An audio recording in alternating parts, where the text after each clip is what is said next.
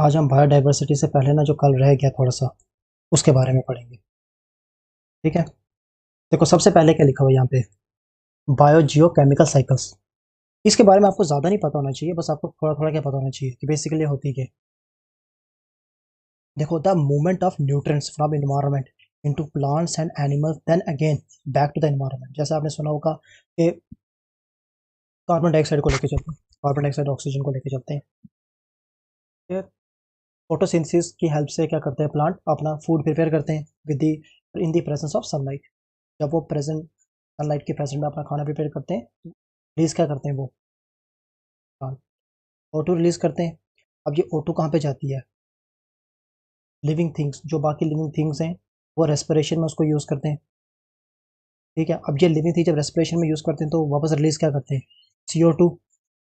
और फिर वापस ये CO2 वापस किसके पास जाती है, प्लांट्स के पास। और फिर वो क्या करते हैं, वापस फोटोसिंथेसिस के थ्रू अपना खाना प्रिपेयर करते हैं और उनको कार्बन डाइऑक्साइड की जरूरत पड़ती है।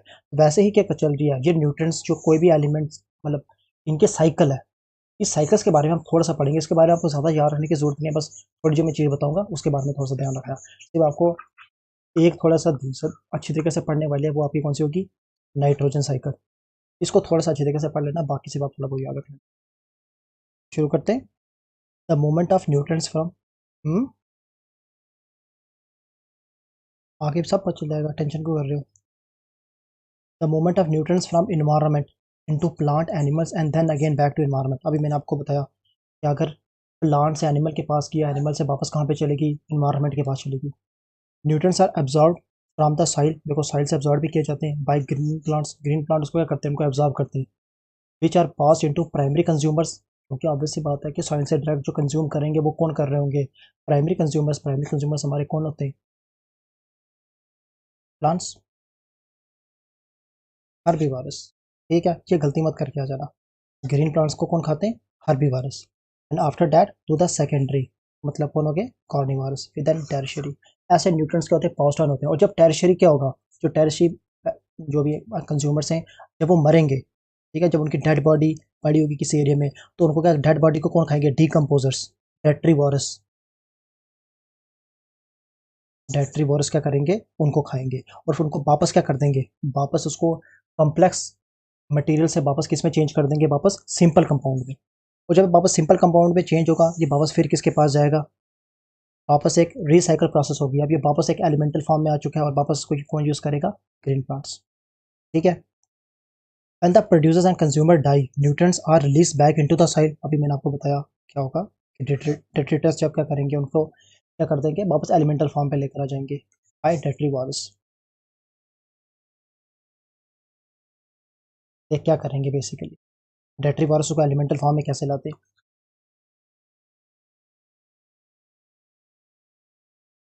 देखो क्या होता है बेसिकली।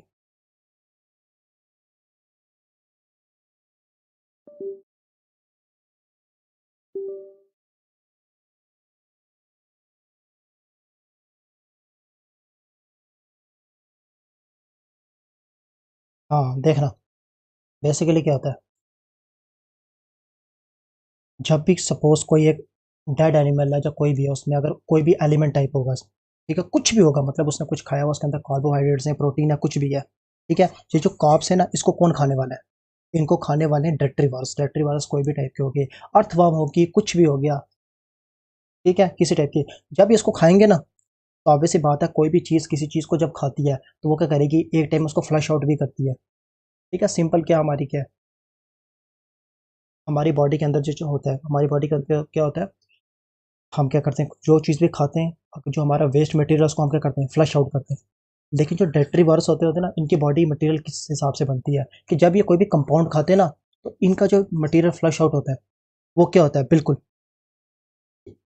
मतलब क्या, एलिमेंटल फॉर्म में होता है। मतलब क्या, कि जो उसको इतना ज़्यादा ब्रेक डाउन कर देते हैं उस चीज़ को। समझ आ रही है मैं क्या बोल रहा हूँ, कि जैसे हमारे, अरे सिंपल, कार्बन, हाइड्रोजन, नाइट्रोजन, ऐसे ना हो C6H12O6, मतलब ऐसे कॉम्प्लेक्स मटेरियल ना हो, क्या हो, सिंपल मटेरियल हो। ठीक है। अब देखो,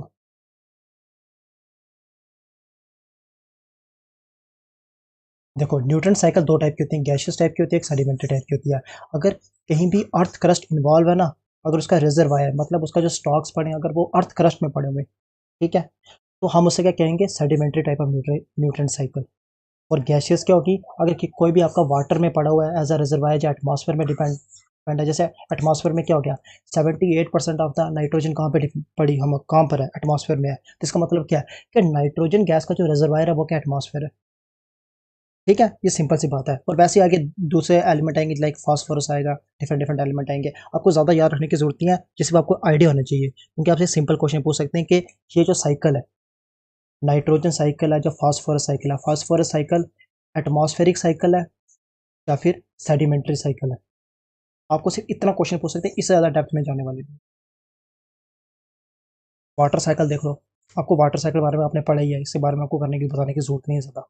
ठीक है, प्रेसिपिटेशन होती है तो वाटर नीचे गिरता है। ये क्या करने का मतलब है, not only provides transportation for nutrient cycle, क्योंकि ऑब्वियस सी बात है कि न्यूट्रंस को कभी एक जगह से दूसरी जगह भेजना है, उसको ट्रांसपोर्ट कौन करेगा, वाटर करेगा विद इन द बॉडी। क्योंकि अगर लिक्विड बॉडी के अंदर नहीं होगा तो ट्रांसफर कैसे होगा, हमारा ब्लड जो है वो लिक्विड ही है। ठीक है, लिक्विड ही क्या करता है, हर चीज़ को ना एक जगह से दूसरे का ट्रांसफर करता है, but also act as a solvent medium for to take the nutrients from various organism. ठीक है, वो receive water from atmosphere, obviously बात है एटमॉस्फेयर से आता है, कैसे आता है, by the process of precipitation. Precipitation पता ना क्या होती है, अगर आसमान से कोई भी चीज़ नीचे आ रही है, हेल स्टोन हो गया, रेनफॉल हो गई, कुछ भी हो गया, उसको हम क्या कहेंगे, प्रेसिपिटेशन कहेंगे। ठीक है, we receive water receive from atmosphere on the earth returns back to atmosphere. Water cycle आपने पढ़ी होगी, इवेपोरेशन के थ्रू पानी ऊपर जाता है और कंडेंसेशन से वापस क्या हो जाता है, वापस नीचे आ जाता है। ठीक है, जब इवेपोरेशन से ऊपर जाएगा तो लिक्विड चेंज किस में होगा, गैशियस स्टेट में। जब कंडेंसेशन नीचे आएगा तो गैशियस स्टेट से किस में चेंज हो जाएगा, लिक्विड में। ठीक है, कुछ ज़्यादा याद रखने की जरूरत नहीं है इसमें, कुछ सिंपल सी बात है ये। दूसरी हम चलते हैं कार्बन साइकिल की तरफ, जो हम कार्बन डाइऑक्साइड की बात कर रहे हैं। Almost all the carbon in the nature is dried from carbon dioxide. देखो मोस्ट ऑफ द जो कार्बन है ना, इंसान की बॉडी में भी एक सफिशिएंट अमाउंट ऑफ कार्बन से बनी हुई है। और जो आप देखते हो ना प्लांट्स, प्लांट के तने से लेके लीफ से लेके हर चीज़, मैक्सिमम चीज़ें किससे बनी हुई हैं, कार्बन से। ठीक है, अब ये कार्बन आता कहाँ से है, इन दी, क्योंकि आपको पता है एटमॉस्फेयर में हमारे कार्बन डाइऑक्साइड प्रेजेंट है, तो कार्बन कहाँ से आता है, कार्बन डाइऑक्साइड से। और अब देखो क्या होता है, बेसिकली सिंपल सी बात क्या है, ये सन है हमारा, सन क्या करता है, सनलाइट भेज रहा है, ये हमारा क्या हो गया, छोटा सा पेड़। अब इस पेड़ ने क्या किया, अपना खाना प्रिपेयर किया, कैसे, CO2 इसके पास थी एटमॉस्फेयर में, और साथ ही साथ इसके पास इसने प्रोसेस कौन सी यूज़ की, फोटोसिंथेसिस, अपना खाना प्रिपेयर करने के लिए। अब क्या हुआ कि मान लेते हैं इसने कितना खाना प्रिपेयर कर दिया, 100, एक यूनिट, इसका यूनिट कुछ नहीं लगाते, सिर्फ सिंपल क्या बोलते हैं, उसने 100 ग्राम खाना प्रिपेयर कर दिया, चलो यूनिट लगाई देते हैं फॉर कन्वीनियंस। 100 ग्राम से खाना प्रिपेयर किया, पर इसको सर्वाइव करने के लिए हार्डली कितना चाहिए था इसके पास, सिर्फ 10 ग्राम चाहिए था। तो इसने कितना प्रिपेयर कर दिया, 100 ग्राम। अब जो ना एक्सेस में बच चुका है 90 ग्राम, अब वो कहाँ पे स्टोर हो जाएगा, कहीं ना कहीं इसकी बॉडी में, या इसके तने में सो जाएगा, या इसकी ब्रांच में जाएगा, कहीं पे भी हो जाएगा। ठीक है, और उससे क्या होगा, इसकी हाइट बढ़ती जाएगी, क्योंकि सब एक्सेस अमाउंट स्टोर होता जा रहा है उसकी बॉडी के अंदर। अब वो फ्रूट में भी हो सकता है, ठीक है, अब उसके लीव्स में हो सकता है, हर चीज़ में मतलब वो प्रेजेंट हो सकता है। और हम ह्यूमन या कोई भी एनिमल या हर्बीवोरस एनिमल क्या करते हैं, इसी जो एक्सेस नहीं है, जो 90 ग्राम इसके अंदर खाना बच स्टोर हो चुका है, हम एक उसका पोर्शन खाते हैं, क्योंकि हम फ्रूट्स खा रहे हैं उनसे। इंसान क्या करता है, फ्रूट खाता है, तो इंसान को एनर्जी मिलती है। तो ये एनर्जी इसको कहाँ से मिली, बेसिकली जो उसने खाना प्रिपेयर किया था कार्बन डाइऑक्साइड की हेल्प से, उसने जो एक्सेस में खाना जो बच गया था उसका, तो इसने क्या किया, वो फ्रूट की फॉर्म में ह्यूमन को एनर्जी प्रोवाइड की। अगर वहीं पे कोई हर्बीवोरस एनिमल आएगा, कोई गोट आ गई, कोई बफेलो आ गया, अगर इसको वो पत्ते खा रही है, उसको वहाँ से एनर्जी मिल रही है। और जो इसके पास एक्स्ट्रा एनर्जी है, इसमें कहाँ पे काम आ रही है, जो 90 ग्राम से एक्स्ट्रा एनर्जी बची थी, वो इसको ग्रोथ में हेल्प कर रही है। ठीक है, वहाँ पे ये लिखा हुआ है कि जितनी भी कार्बन डाइऑक्साइड है ना, वो कहाँ से आती है, कार्बन डाइऑक्साइड से आती है। और दूसरी ये बात याद रखना, it is highly soluble in water, मतलब क्या है कि ये पानी में ना कार्बन ना आराम से सॉल्युबल हो जाता है। कार्बन डाइऑक्साइड आपको पता होगा शायद नहीं, पर जो हमारे ओशियन है ना, ये भी ना कार्बन डाइऑक्साइड को क्या करते, एब्जॉर्ब करते।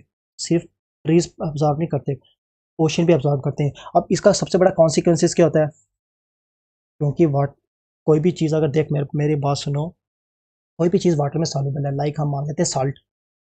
अगर साल्ट में पानी के पास लाऊंगा, पानी के बीच रखूंगा, तो उसके अंदर सॉल्युबल हो जाएगा कि नहीं हो जाएगा।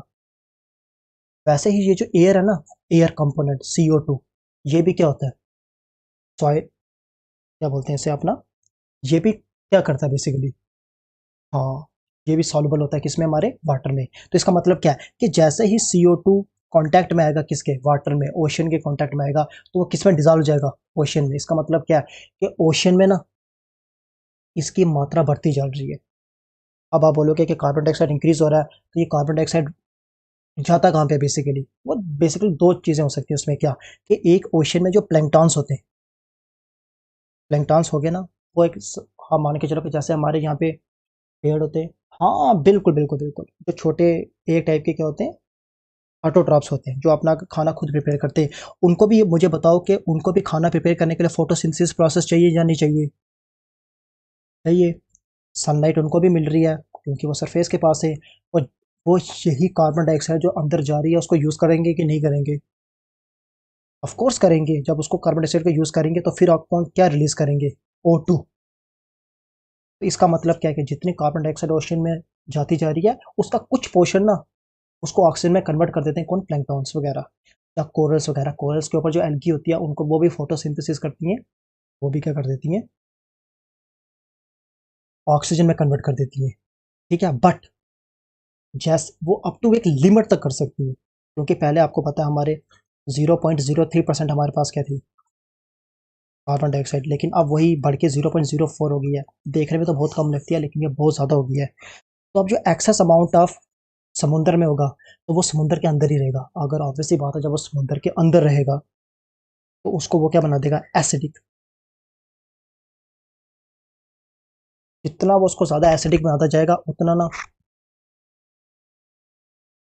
बिल्कुल सब में फ़र्क पड़ने वाला है। फिशेस में इफेक्ट पड़ने वाला, कोरल में इफेक्ट पड़ने वाला, क्योंकि जो हमारे कोरल्स होते हैं ना, उन्होंने हार्डली ना 1% मान के चलो, ये पूरे सी का ना सिर्फ 1%, जो जितने भी हमारे ओशन है ना, सिर्फ 1% एरिया उन्होंने क्या किया हुआ है, कोरल्स ने कवर किया है। बट कोरल की वजह से ना सी की ना 25% ऑफ द बायोडाइवर्सिटी होती है।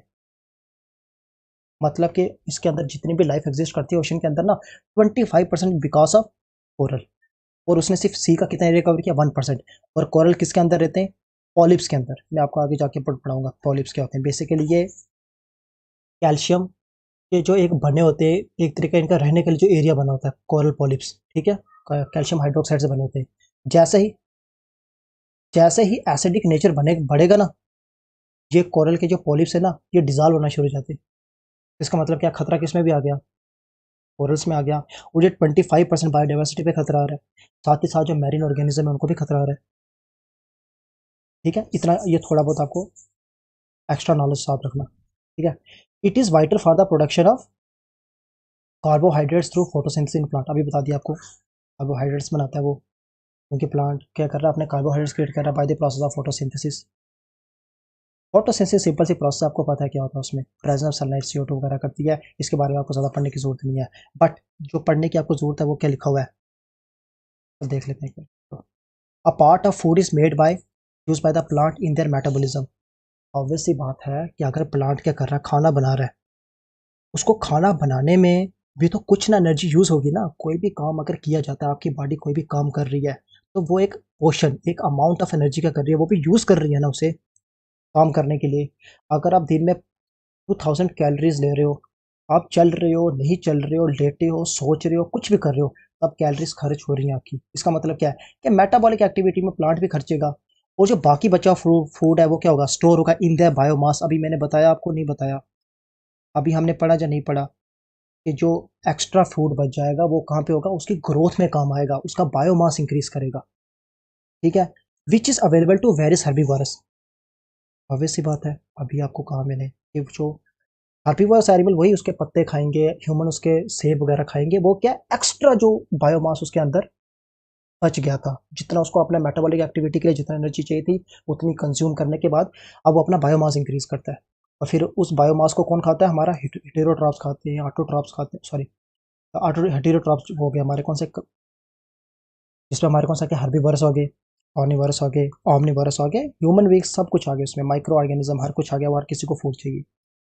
अब देखो इसका मतलब क्या, forest act as a reservoir of CO2, क्योंकि जो भी वो इनटेक कर रहा है कार्बन डाइऑक्साइड को, अगर वो इतना इनटेक कर रहा है तो ले क्या रहा है, CO2, रिलीज क्या कर रहा है, O2। ये पोर्शन तो हर बार कहाँ पे रह रहा है,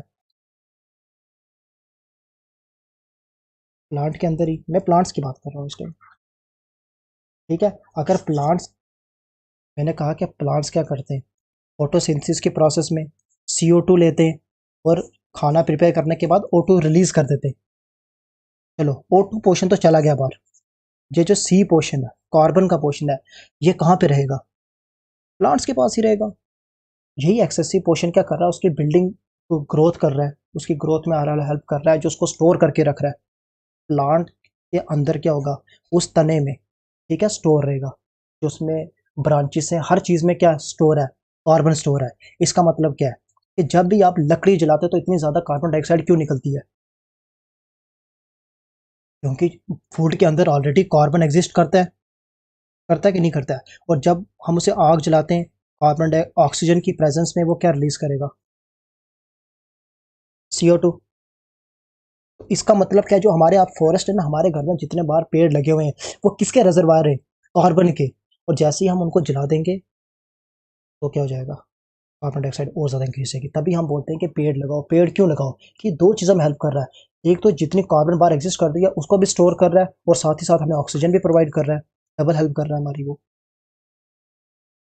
ठीक है, और आपको कार्बन डाइऑक्साइड लेता है, वाटर लेता है, इन दी प्रेजेंस ऑफ सनलाइट वो क्या करता है, फोटोसिंथेसिस, जिससे हमें क्या मिलता है, ग्लूकोज, और रिलीज क्या करता है, हमारे ऑक्सीजन रिलीज करता है।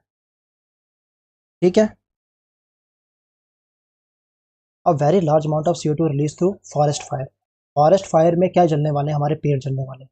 जितने ज़्यादा पेड़ जलेंगे उतनी ज़्यादा हमारी कार्बन डाइऑक्साइड रिलीज होगी या नहीं होगी, क्यों, कार्बन एग्जिस्ट करता है पेड़ के अंदर, ऑक्सीजन हमें इन्वायरमेंट में मिलती है, और जब हमें इन्वायरमेंट में मिलती है तो जब वो रिएक्ट करेगी, जब जल रहा होगा तो CO2, कार्बन डाइऑक्साइड की रिलीज होगी।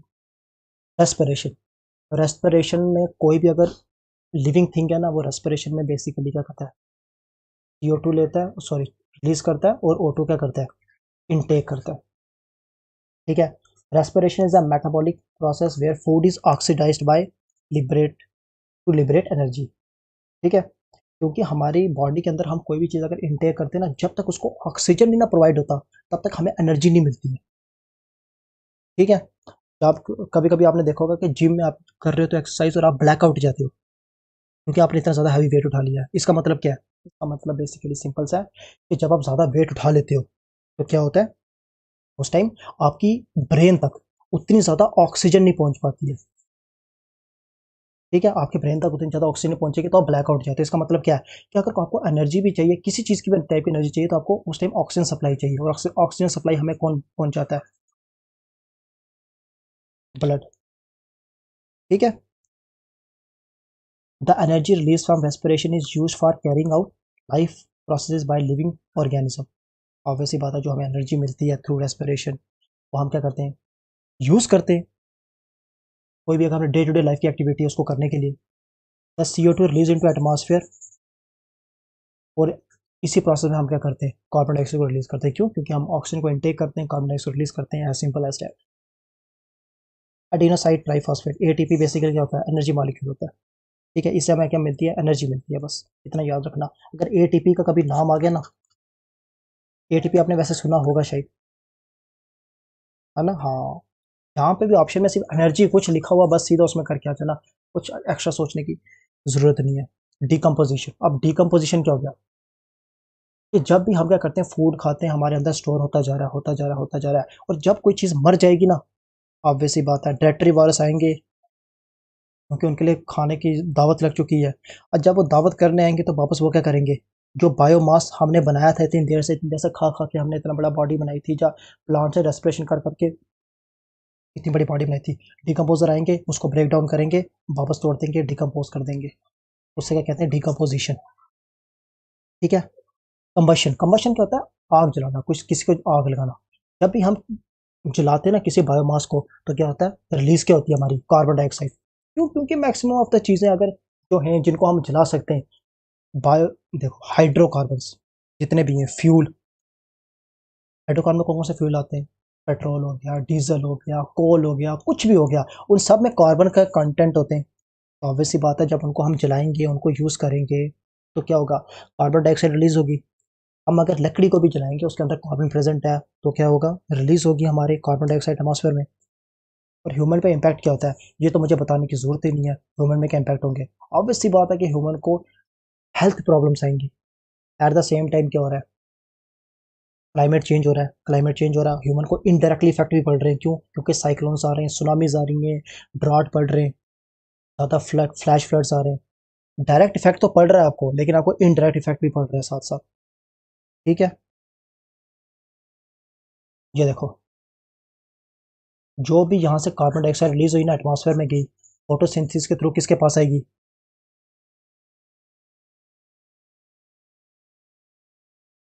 प्लांट्स के पास जाएगी। ऑब्वियसली बात है। और प्लांट क्या करेंगे, कुछ पोर्शन इसका अपने अंदर स्टोर कर देंगे, और बाकी क्या कर देंगे, अपने एनर्जी प्रोसेस के लिए, जिनको सर्वाइव करने के लिए जितना चाहिए। अब जो यहाँ पे कार्बन डाइऑक्साइड के अंदर स्टोर होती जाएगी, जब हम उनको जलाएंगे, वो वापस कहाँ पे आ जाएगी, एटमॉस्फेयर में आ जाएगी। ये देखो, ये नीचे से क्यों आ रहा है, क्योंकि मान लेते हैं हजारों लाखों साल तक क्या हुआ, इनको हमने यूज नहीं किया, और ये जमीन के अंदर ही क्या हो गए, दफन हो गए। तो ऑब्वियसली बात है, जो कोल है हमारे, वो कैसे बनते हैं, इसी तरह तो बनते हैं। या मिलियंस ऑफ ईयर जब प्लांट्स क्या रहते हैं, ट्रीज रहते हैं हाई प्रेशर और हाई टेम्परेचर एरिया में, तो वो किस में कन्वर्ट हो जाते हैं, कोल में। ठीक है, और फिर हम क्या करेंगे वापस उन, पेट्रोलियम, हाँ, वो मेरीन रीजन में बनता है। वो आपको ज़्यादातर कहाँ पे मिलेगा, किनारों में, किसके, कॉन्टिनेंट्स के। क्यों? क्योंकि जो कोई भी ऑर्गेनिज्म होता है, जब वो मरता है ना, वो उसके थ्रू बनता है। ये ट्रीज के थ्रू क्या बनता है, कोल। लेकिन अगर कोई डिफरेंट ऑर्गेनिज्म वगैरह मरते हैं, उनसे क्या बनता है, पेट्रोलियम वगैरह बनता है, ऑन लार्ज स्केल। ठीक है, देखो, when fossil fuel such as coal, oil, natural gas etcetera burn, simple सी बात है, बोलने की जरूरत। अब बात आती है फास्फोरस साइकिल की। यहाँ से आपको देखने की कुछ जरूरत नहीं है, मैं सिंपल सी बात क्या बता देता हूँ। बिल्कुल, ये इंपॉर्टेंट है, इससे आपसे पूछ सकते हैं। देखो, phosphorus is a major constituent of biological membrane, nucleic acid, cellular energy. Many animal also need large quantity of element like, देखा, किस किस को चाहिए फास्फोरस, जिन एनिमल्स को क्या चाहिए, शेल्स बनाने होते हैं, लाइक स्नेल होगी, जिनको बोन्स चाहिए होती हैं, बोन्स किससे वगैरह से, फास्फोरस वगैरह से बनती हैं। ठीक है, कैल्शियम वगैरह से बनती हैं। ठीक है, टीथ उनके लिए उनको फास्फोरस चाहिए होता है। और जो नेचुरल रिजर्वायर होता है ना फास्फोरस का, वो क्या होता है, रॉक। इसका मतलब क्या है, ये ना टेरेस्ट्रियल है, मतलब अर्थ में, ये सिर्फ एटमॉस्फेयर में नहीं पाया जा रहा है। जैसे मैंने आपको कार्बन डाइऑक्साइड की बात की थी, जा मैंने आपको बात की है ऑक्सीजन की, जब मैंने आपको बात की है नाइट्रोजन की, वो कहाँ पे पाए जा रहे थे, एटमॉस्फेयर में। लेकिन फास्फोरस कहाँ पे पाया जाएगा, रॉक्स में। इसका मतलब कहाँ पे पाया जा रहा है, वो लैंड में। ठीक है, तो आपको अगर बोले कोई फास्फोरस साइकिल एटमॉस्फेयर में टेक प्लेस करती है, तो वो गलत है। वो कहाँ पे टेक प्लेस करती है, लैंड में।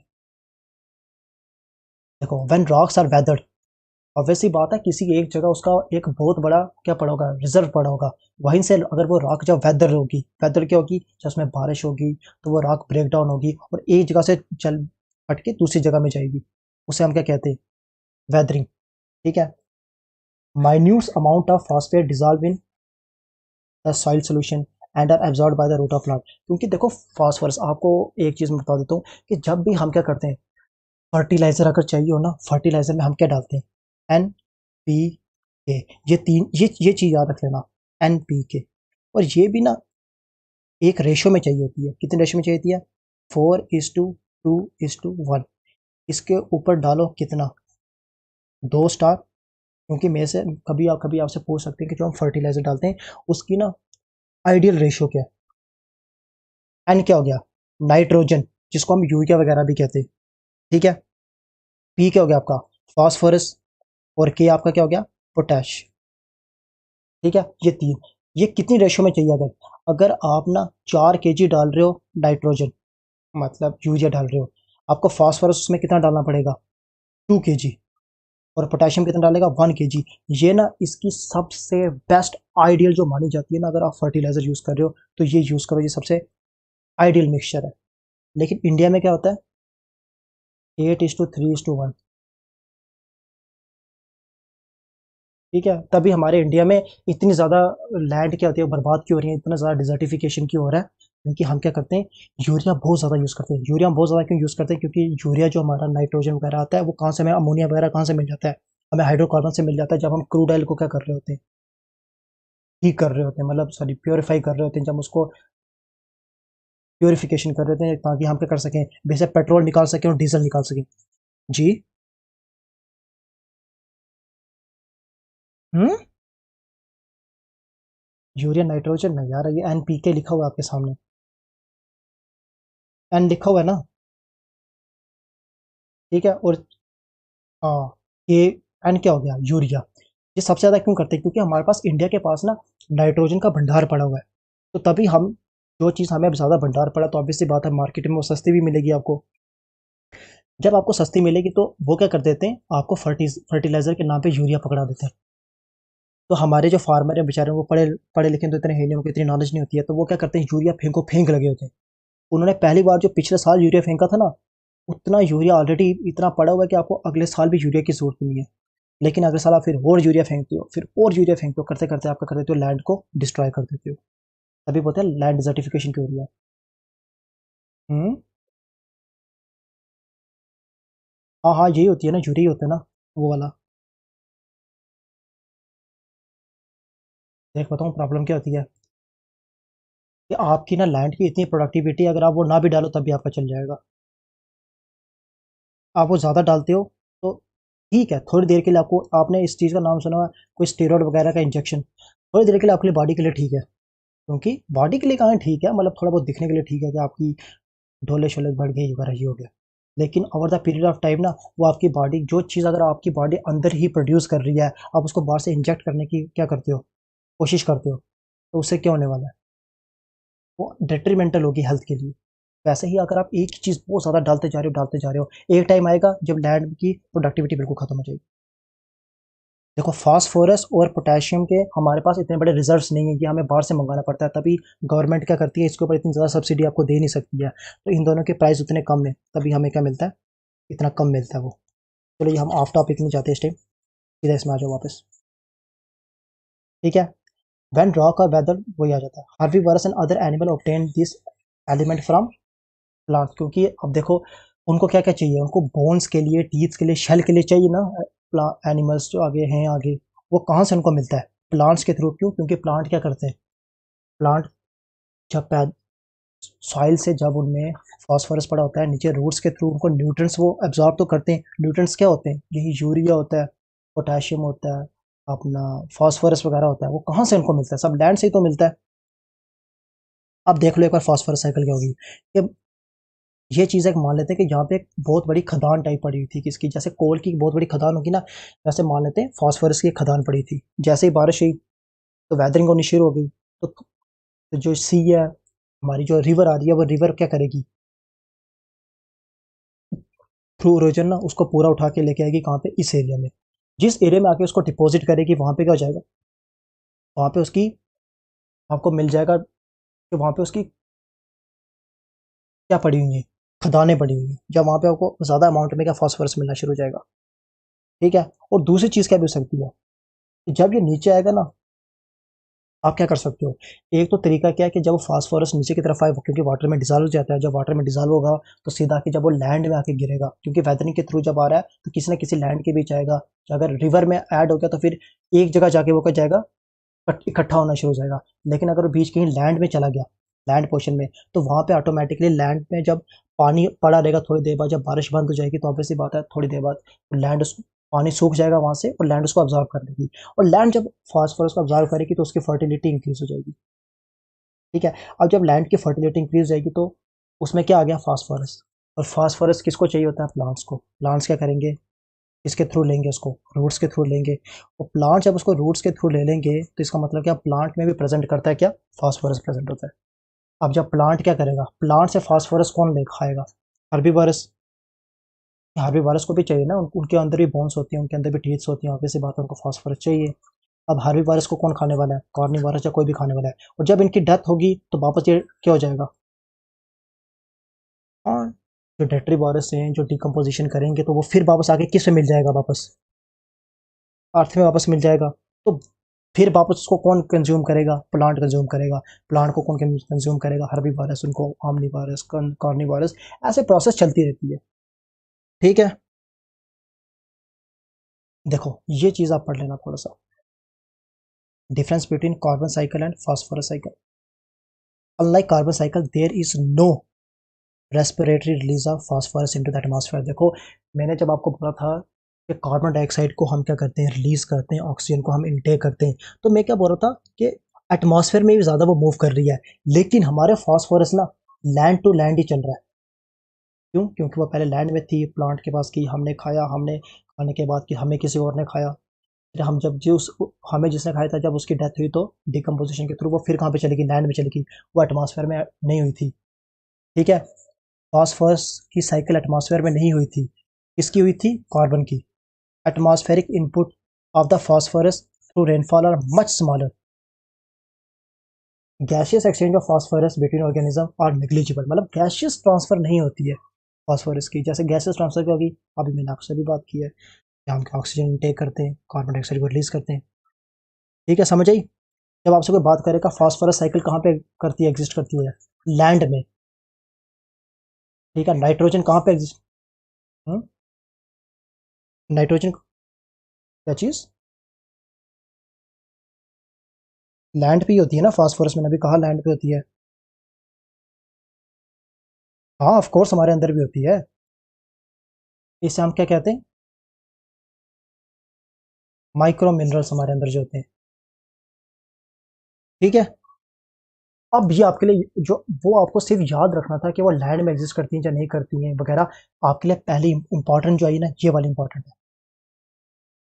क्यों? क्योंकि इसमें आपसे पूछ सकते हैं ज़्यादा चीज़ें, क्योंकि ये ज़्यादातर क्या होती हैं, काफ़ी ज़्यादा इसेंशियल होती है। तो आप देख लेना, भी मैं आपको जब पढ़ाऊंगा आपको समझ आ जाएगा क्यों होता है।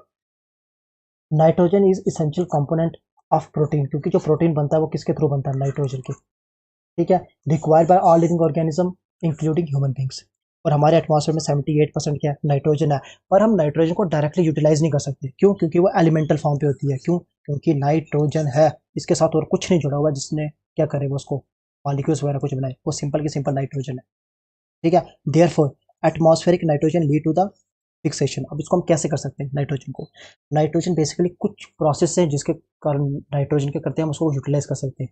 एक तो होकर जब लाइटनिंग होती है तब क्या होता है कि इतना एक्सट्रीम टेम्परेचर हो जाता है कि जो नाइट्रोजन है वो कहती है लिक्विफाई हो जाती है, और नीचे आके कहाँ पे पड़ती है? बारिश के थ्रू जमीन पे, तो उसको क्या हो जाता है?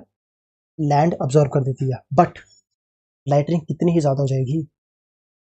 दूसरा क्या है, जो लेग्यूमिनस प्लांट होते हैं जैसे पल्सेस हो गए, उनके जो ब्रांचेस में मॉड्यूल्स लगे होते हैं, उनमें ना कौन होते हैं? हमारे राइबोसोम्स नाम के बैक्टीरिया होते हैं। राइबोसोम्स क्या करते हैं? ये जो एटमॉस्फेरिक नाइट्रोजन है ना, उसको कन्वर्ट करते हैं किसमें? बताओ।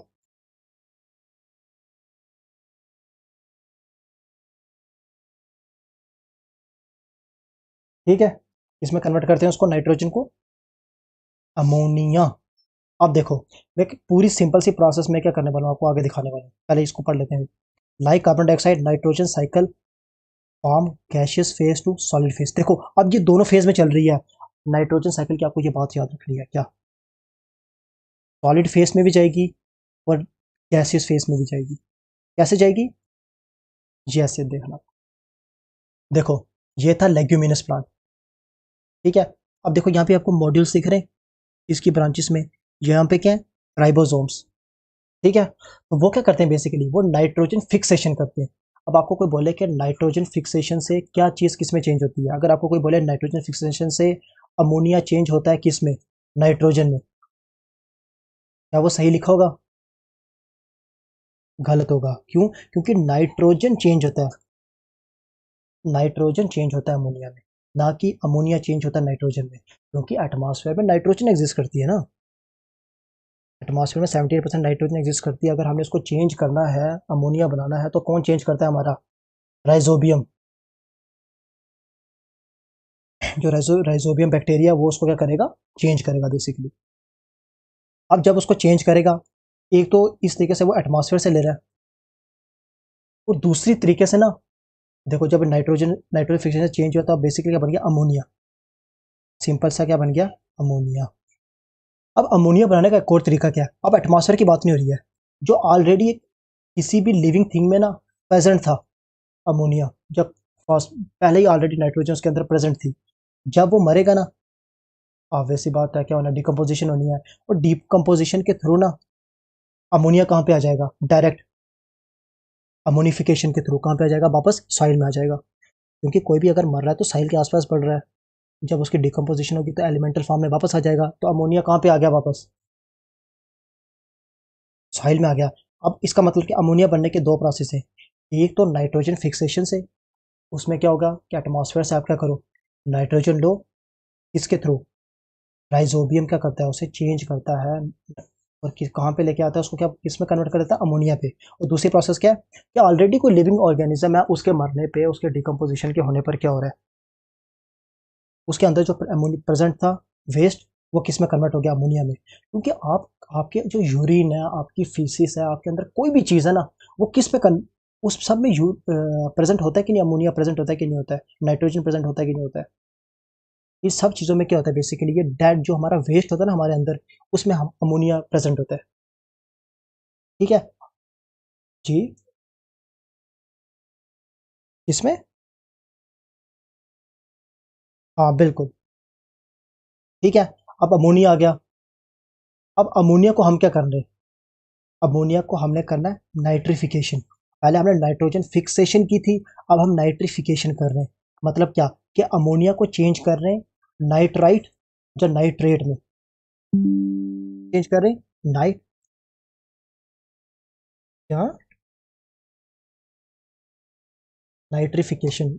लास्ट देखो, तो हमने क्या किया था, एटमॉस्फेयर से जो नाइट्रोजन थी उसको जब हमने अमोनिया में कन्वर्ट किया था, तो वो किसके थ्रू किया था, नाइट्रोजन फिक्सेशन के थ्रू। ठीक है, एटमॉस्फेरिक नाइट्रोजन को जब हमने अमोनिया में कन्वर्ट किया, उसको नाइट्रोजन फिक्सेशन के थ्रू किया, राइजोबियम जो बैक्टीरिया था। लेकिन अब जो अमोनिया बना है, अमोनिया को जब हम नाइट्रेट या नाइट्राइट में कन्वर्ट करेंगे, नाइट्रेट या नाइट्राइट, तो वो किसके थ्रू होगा, नाइट्रिफिकेशन प्रोसेस के थ्रू होगा, नाइट्रिफिकेशन। पहला नाइट्रोजन फिक्सेशन था और ये नाइट्रिफिकेशन है, दोनों अलग अलग प्रोसेस है, दोनों में अलग अलग चीजें होती हैं, एंड रिजल्ट अलग है दोनों में। ठीक है, और दोनों में इंटेक जो होता है वो भी अलग है। अब नाइट्रिफिकेशन से हमें क्या बेसिकली मिलने वाला है, नाइट्रेट, नाइट्राइट। और अब ये जो नाइट्रेट और नाइट्राइट है ना, इसको कौन कंज्यूम करता है, इनको यूज कंज्यूम करते हैं प्लांट्स। ठीक है, इनको कौन कंज्यूम करता है, प्लांट्स। और उस प्रोसेस को बोलते हैं कि जब प्लांट्स इनको यूज करते हैं, जो अमोनिया को यूज करते हैं अपनी ग्रोथ के लिए, नाइट्राइट्स और नाइट्रेट का कंज्यूम करते हैं अपनी ग्रोथ के लिए, उसे कहते हैं असिमिलेशन। ये दो से तीन वर्ड याद रख लेना। एक, हम्म, बिल्कुल आते हैं, ये क्वेश्चन आते हैं, तभी बोल रहा हूँ ना कि ये नाइट्रोजन फिक्सेशन आपके लिए सबसे ज़्यादा इंपॉर्टेंट है, इसमें थोड़ा ध्यान दे दो। बाकी वाली में आपको सिर्फ याद रख लेना कि जो लैंड में एग्जिस्ट करती हैं, जो एटमॉस्फेयर में एग्जिस्ट करती हैं, उससे ज़्यादा आपको ज़्यादा जानने की जरूरत नहीं।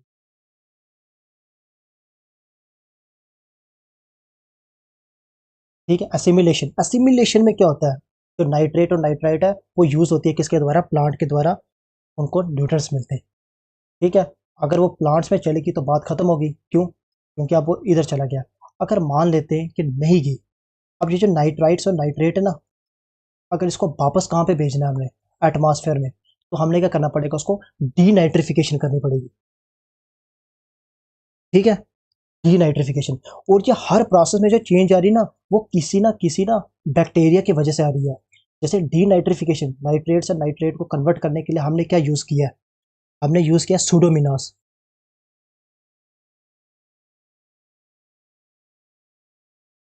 ठीक है, अगर नाइट्रोजन फिक्सेशन में, जब हमने नाइट्रोजन को नाइट्रोजन फिक्सेशन से हमने क्या बनाया, अमोनिया में कन्वर्ट किया, उसे किसने किया बेसिकली, राइबोसोम ने। ठीक है, अमोनिया अमोनिया को नाइट्रिफिकेशन प्रोसेस नाइट्रेट और नाइट्राइट में किसने किया, एजोबैक्टर। ऑफ कोर्स नाम पहले हैं, ये आपको याद करना पड़ेगा, क्योंकि मैंने आपको इसमें से पहले आपको मैंने कुछ बोला आपको कि आपको याद रखने की जरूरत है, मैंने नहीं बोला था, पर ये मैं बोल रहा हूँ आपको याद रखने की जरूरत है। देखना, देखते जाओ क्या लिखा हुआ है। ये आपको डायग्राम दिखाने की जरूरत है मुझे, मैं आगे आगे, आगे आपको दिखाऊंगा, आप उससे कनेक्ट उतार लेना। पहले आप ये देखो कि समझ आ गया आपको ये डायग्राम। इस डायग्राम में कोई अगर प्रॉब्लम हो अभी तक, कुछ तो बोलो।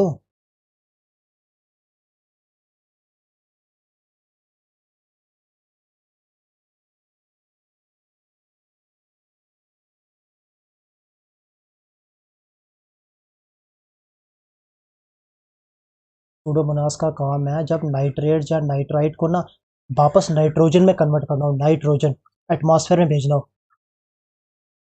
जहां से शुरुआत हुई थी वापस एंड वहीं पे करना हो, तो सूडोमोनास का करते हैं उसको, वापस उसकी डीनाइट्रिफिकेशन करते हैं। आके देखो समझ आएगा, देखो। एटमॉस्फेरिक नाइट्रोजन को फिक्स करते हैं कौन? राइबोसोम्स। ठीक है, राइबोसोम्स क्या करते हैं? क्या हो गया? समझ नहीं आई क्या? वापस कर रहे हो क्या?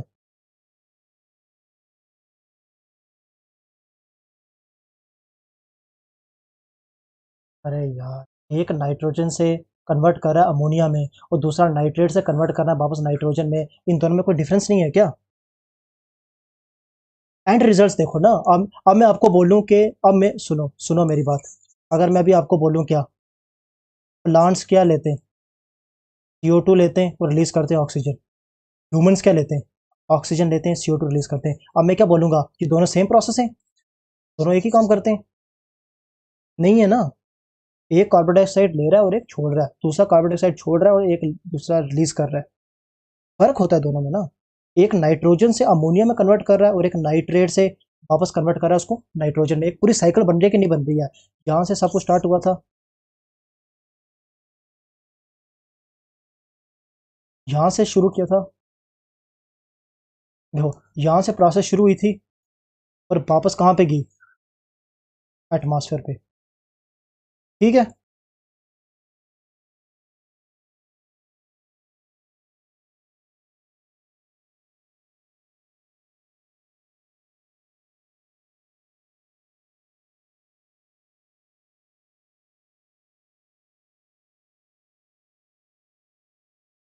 देखो, एटमॉस्फेरिक नाइट्रोजन, अब बैक्टीरिया फिक्सेशन करता है। कौन करता है? राइबोसोम्स। कहाँ पे होता है? लेग्यूमिनस प्लांट के रूट्स में होता है।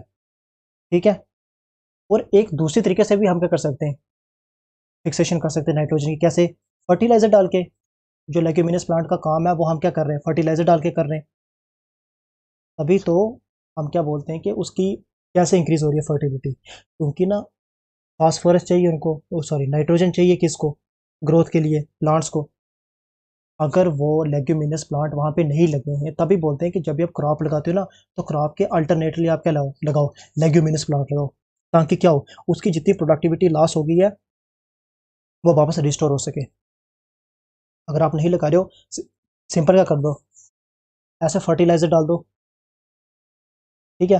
और तीसरी प्रोसेस क्या, एटमॉस्फेरिक फिनोमेना, थंडर और लाइटनिंग होती है। अभी मैंने आपको स्टार्टिंग में सबसे पहले वही बताया था कि थंडर और लाइटनिंग से एटमॉस्फेरिक नाइट्रोजन फिक्सेशन कैसे होती है। ठीक है। पता चल गया। पहली हमारी प्रोसेस क्या थी, नाइट्रोजन फिक्सेशन। इसमें हमने क्या किया था, नाइट्रोजन को कन्वर्ट किया था किसमें, अमोनिया में, NH3 में। अब हम क्या करने वाले हैं इसको, NH3 को, इसको कन्वर्ट करने हम नाइट्रेट या नाइट्राइट में। ठीक है। अब हम कैसे कन्वर्ट करेंगे उसको, देखो, नाइट्रिफिकेशन प्रोसेस से। ठीक है। जिसमें अमोनिया कन्वर्ट होता है नाइट्राइट या नाइट्रेट में। कौन कौन करता है उसको? नाइट्रो सोमनास और नाइट्रोकॉकसस। और या फिर कौन कर सकता है, नाइट्रोबैक्टर। आपको ज़्यादा नाम यूज़ करने की जरूरत नहीं है इतना, बस थोड़ा बहुत देख लेना, नाइट्रो नाइट्रो लगा हुआ है, सोमोनास कौन हो गया। जो इंपॉर्टेंट नाम है ना वो आपके लिए कौन सा हो गया। देखो, उससे पहले असिमिलेशन, असिमिलेशन आपको पता होना चाहिए कि क्या होता है, कि जो अब नाइट्रेट या नाइट्राइट बना था ना, उसको अब कौन यूज़ कर रहा है, प्लांट यूज़ कर रहे हैं, किसके लिए, ग्रोथ के लिए। उसको कन्वर्ट कर रहे हैं किस में, ऑर्गेनिक मॉलिक्यूल्स में, प्रोटीन में कन्वर्ट कर रहे हैं, DNA में, RNA में कन्वर्ट कर रहे हैं। प्लांट वही मॉलिक्यूल यूज़ करते हैं, एनिमल और प्लांट अपने टिश्यूज वगैरह बनाने के लिए। एसिमिलेशन प्रोसेस पता चल गया आपको। अब बात आती है अमोनिफिकेशन। अमोनिफिकेशन कौन सी वाला प्रोसेस था? ये देखो, जब उसने क्या किया था, कोई भी मर गया था, देखना भी।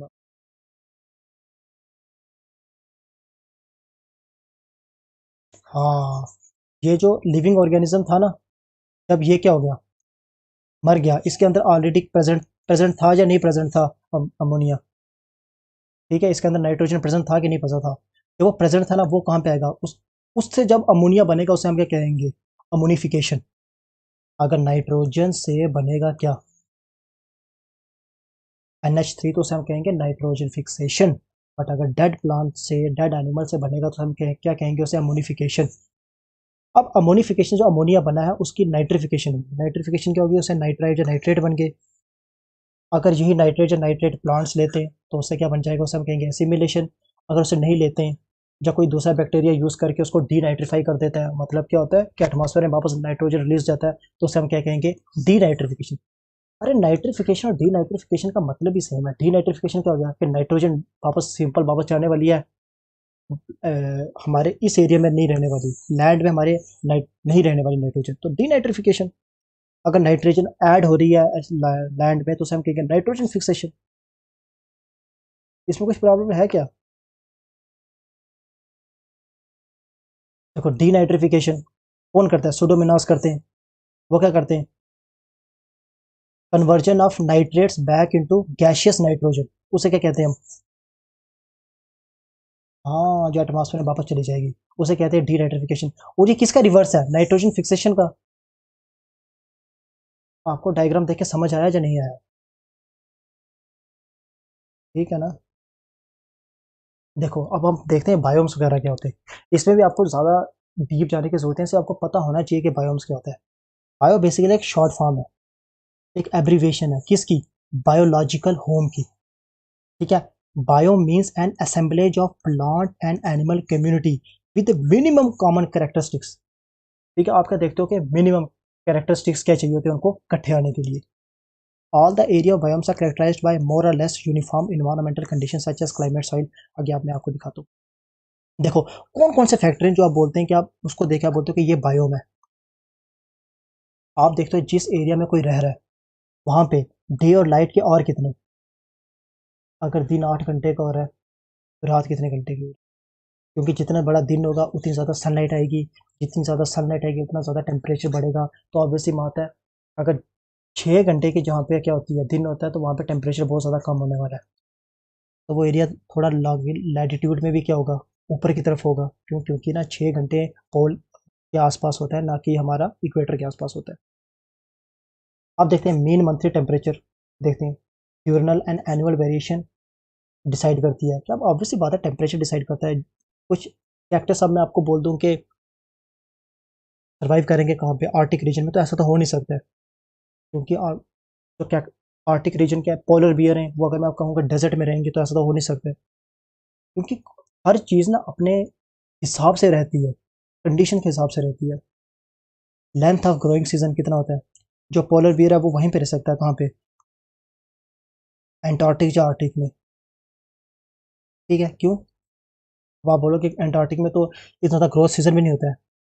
वही डिपेंड करता है कि वो रहते कहाँ पर है, हर चीज़ का डिपेंड करता है। प्रेसिपिटेशन कितनी होती है वहाँ पे, बारिश कितनी होती है।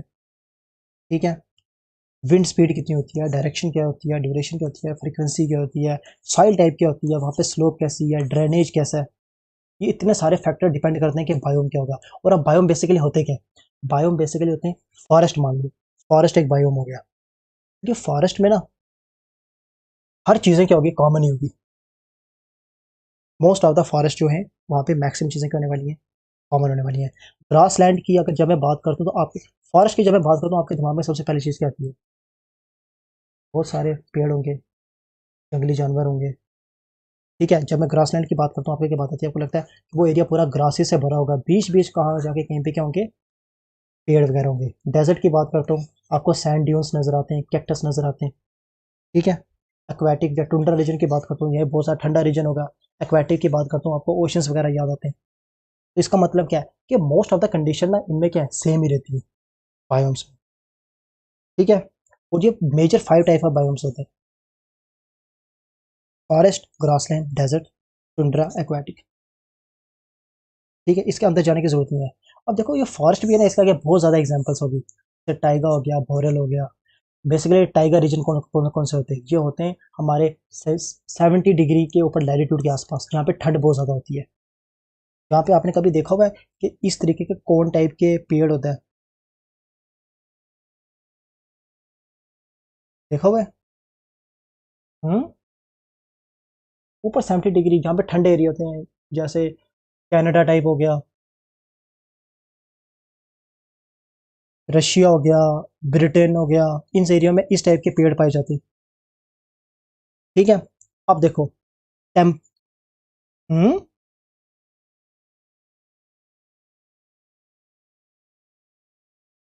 बिल्कुल बिल्कुल बिल्कुल बिल्कुल, अभी मैं आपको अब जो ठंडे इलाके हमारे इधर आते हैं ना, जो पहाड़ी के ऊपर टॉप में आते हैं, मैं आपको उसके बीच का डिफरेंस ही बताऊंगा अभी। ठीक है, सारे कंसेप्ट आपके क्लियर हो जाएंगे। देखो, टेम्परेट, डिसीडियस, बायो। डिसीडियस सबसे पहले क्या होता है? डिसीडियस होता है जो अपने लीव्स को शेड करते हैं। ठीक है। अब देखो यहाँ पे टेम्परेट लिखा हुआ है, और टेम्परेट कहाँ पे आता है? British type of climate. British type of climate में अगर आपको बता दूं तो ब्रिटिश ब्रिटेन हमारा कहाँ पे है?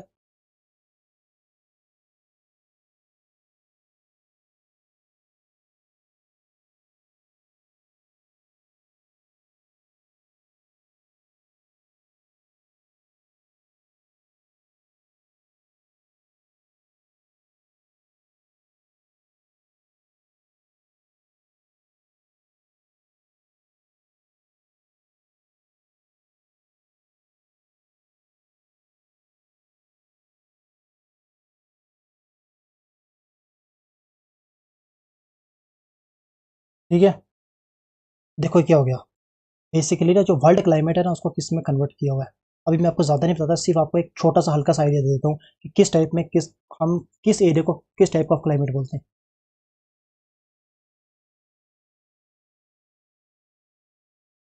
हाँ, ले लेते हैं।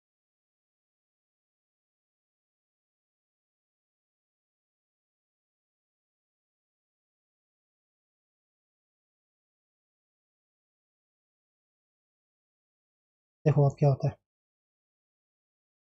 अगर मैं इसके ना क्या कर दूँ,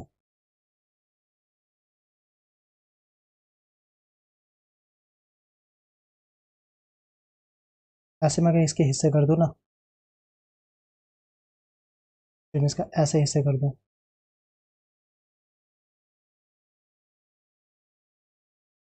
ठीक है।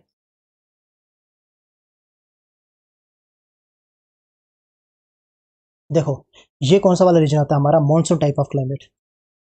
ठीक है। आपको पता है कि इंडिया से ऊपर क्या है? चाइना, तो ये हो गया चाइना टाइप ऑफ क्लाइमेट। इसे कहते हैं लोरेशियन टाइप ऑफ क्लाइमेट। ठीक है। ये आपने वर्ल्ड क्लाइमेट में, आपको मैंने अभी पढ़ाया वर्ल्ड क्लाइमेट का पोर्शन। हाँ, आपको शायद नहीं पढ़ाया होगा। ये पोर्शन कौन सा होता है? डेजर्ट। ये हमारा हो गया सवाना।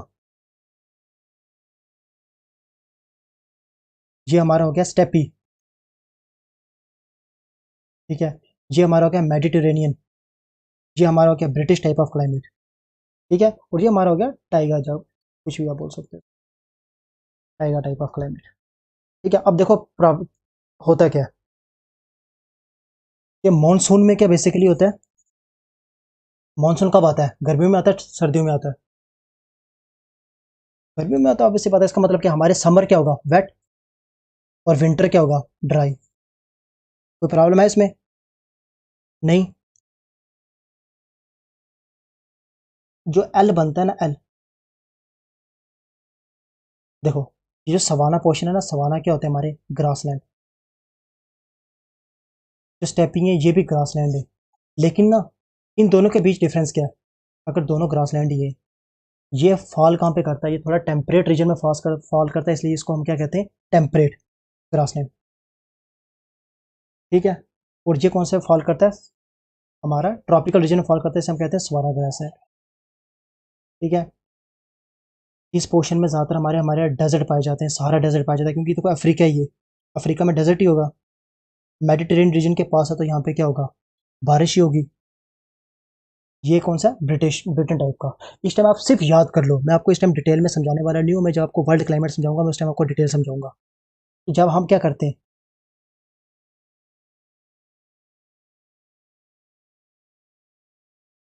जब हम एक एल बनाते हैं ना, एल, जब हम एल बनाएंगे ना, एल, देख निराश, 2 मिनट में कोई और दूसरा कलर ले, रेड ऑलरेडी बना चुका। हाँ ठीक है, ये रखो, मैं उसके ऊपर नहीं बनाऊंगा, सिर्फ ऐसे करूंगा। एल मैंने किन किन 4 बॉक्सेस से निकाला? एक टाइगर पोर्शन से निकाला, बिल्कुल निकाला। दूसरा मैंने स्टेपी पोर्शन से निकाला, निकाला। तीसरा मैंने सवाना पोर्शन से निकाला, निकाला। चौथा मैंने किस से निकाला?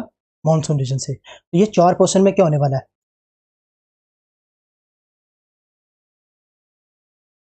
समर वेट होगी और विंटर ड्राई होगा। इसका मतलब क्या है कि टाइगा में भी रीजन पे, स्टेपी रीजन पे, सवाना रीजन पे क्या होने वाला है? इन रीजन में होने वाला है कि समर में ना बारिश होगी, लेकिन विंटर पे बारिश नहीं होने वाली है। ठीक है, अब बात आती है किसकी? China type of climate, Laurentian type of,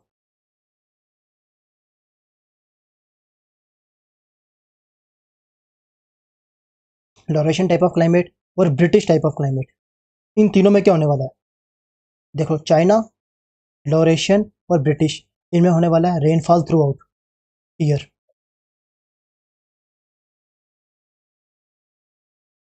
मतलब पूरे साल बारिश होगी। आपने कभी देखा हुआ है कि यूके में जब भी क्रिकेट मैच होता है तो वहाँ पे मैक्सिमम बारिश ही रहती है, तभी वहाँ पे मैक्सिमम लोगों को खेलने का मज़ा नहीं आता है। तो मतलब क्या है कि पूरे साल वहाँ पे बारिश चलती रहती है। अब इन तीनों के रीज़न अलग हैं बारिश होने के, लेकिन तीनों में बारिश होती रहती है। ठीक है, बचा कौन कौन सा? एक हमारा मेडिटेरेनियन बच गया और एक हमारा बच गया डेजर्ट। डेजर्ट में आपको पता है कि बहुत ज़्यादा कम प्रेसिपिटेशन होती है। बात यहीं पे ख़त्म होगी। अब हमारा बचा मेडिटेरेनियन। तो मेडिटेरेनियन का ना वो उल्टा है। उल्टा क्या हो गया? इधर हमारे समर क्या होते हैं? ड्राई होते हैं। और विंटर क्या होता है? वेट होता है। ठीक है, कंफ्यूजन आ रही है कि मैं वापस समझाऊं? समझ आ गई ना कि हमने जो एल बनाया था पहला, टाइगा, स्टेपी, सवाना और मॉनसून, ये एल जब बनाया था हमने, वहां पे क्या होने वाला है? समर वेट होने वाला है, विंटर ड्राई होने वाला है। मेडिटेरेनियन में उसका अपोजिट हो जाएगा, समर ड्राई है, विंटर वेट है। डेजर्ट में बारिश होने नहीं वाली। ब्रिटिश, लोरेशियन और चाइना में क्या होने वाला है? Rainfall through out the year. अब बात क्या आती है कि मैंने आपको कहा क्या कि जो टेम्परेट डिसीडियस बायोम है, ब्रिटिश टाइप ऑफ क्लाइमेट, यहाँ पे क्या होने वाला है? डिसीडियस टाइप ऑफ फॉरेस्ट पाए जाते हैं। डाल पाए जाते हैं ना, यहाँ पे इस टाइप के फॉरेस्ट पाए जाते हैं। अगर यहाँ पे इतनी ज़्यादा बारिश होती, इतनी ज़्यादा ठंड होती है, तो डिसीडियस जो हमारे मॉनसून वाले क्या करते हैं, बेसिकली गर्मियों में ना लीव्स को शेड कर देते हैं। सॉरी, विंटर में काम क्या कर देते हैं?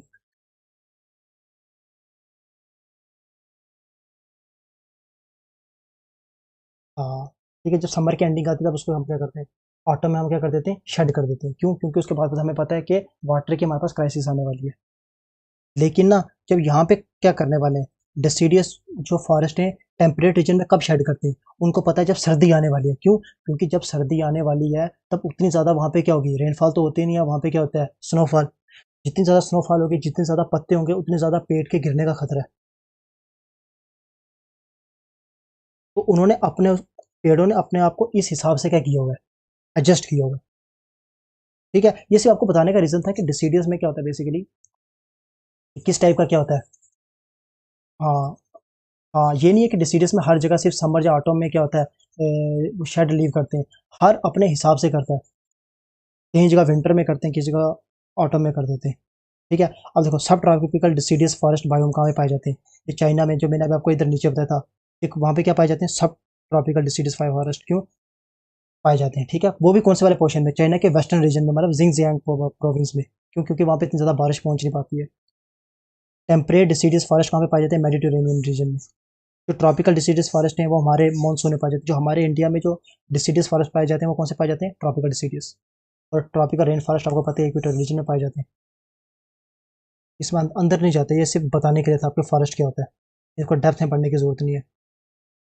टुंड्रा, टुंड्रा दो टाइप के होते हैं। तो टुंड्रा रीजन क्या हो गए कि जहाँ पे ना कुछ इतना ज़्यादा ग्रो नहीं करता। अगर आपको पूछे ना कोई जहाँ पे इतनी ज़्यादा ठंड है कि वहाँ पे कुछ ग्रो नहीं करता, तो टुंड्रा दो टाइप के होंगे, एक होगा आर्टिक, एक होगा अल्पाइन। ये 0 डिग्री है, मैं ऊपर चलता जाऊंगा, पहुंच गया कितने 80 डिग्री के आसपास। अब मुझे बात हो, जब मैं 80 डिग्री पहुंच गया, इतनी ज़्यादा ठंड है, वहाँ पे क्या हो रहा है, कुछ पैदा ही नहीं हो रहा है, इतनी ज़्यादा ठंड है। तो हम उससे क्या कहेंगे 80 डिग्री लैटिट्यूड में जब है क्या, तो हम उससे कहेंगे Arctic tundra, sorry, Arctic tundra. But अगर मैं इसी रीजन के आसपास हूँ, मान लेते हैं इंडिया के आसपास है, 23 डिग्री के आसपास है, मतलब गुजरात का एरिया। और मान लेते हैं कि गुजरात में एक क्या था, बहुत बड़ा पहाड़ है। गुजरात में माउंट एवरेस्ट है जी। और गुजरात में हमारे पास कौन सा हो गया, माउंट एवरेस्ट। हमने यहाँ पे ये पेड़ क्या बना दिया, पहाड़। अब आपको पता है कि हम जैसे ही ऊपर चलते जाएंगे, आफ्टर एवरी 1 किलोमीटर कितना टेम्परेचर कम होगा, ऑलरेडी आपको मैं पढ़ा चुका एटमॉस्फेयर में, बताओ मुझे। हर 1 किलोमीटर एटमॉस्फेयर में हाइट में जाने से कितना टेम्परेचर कम होगा, कितना? Yes, 6.5 degree Celsius. इसे कहते हैं हम क्या, नॉर्मल रैप्स रेट। तो हम जैसे ही ऊपर जाते जाएंगे ना, तो टेम्परेचर कम होता जाएगा। अगर मान लेते हैं आर्टिक में टेम्परेचर कितना होता है, -10 डिग्री सेल्सियस, ठीक है। और गुजरात में कितना टेम्परेचर था, 30 डिग्री सेल्सियस।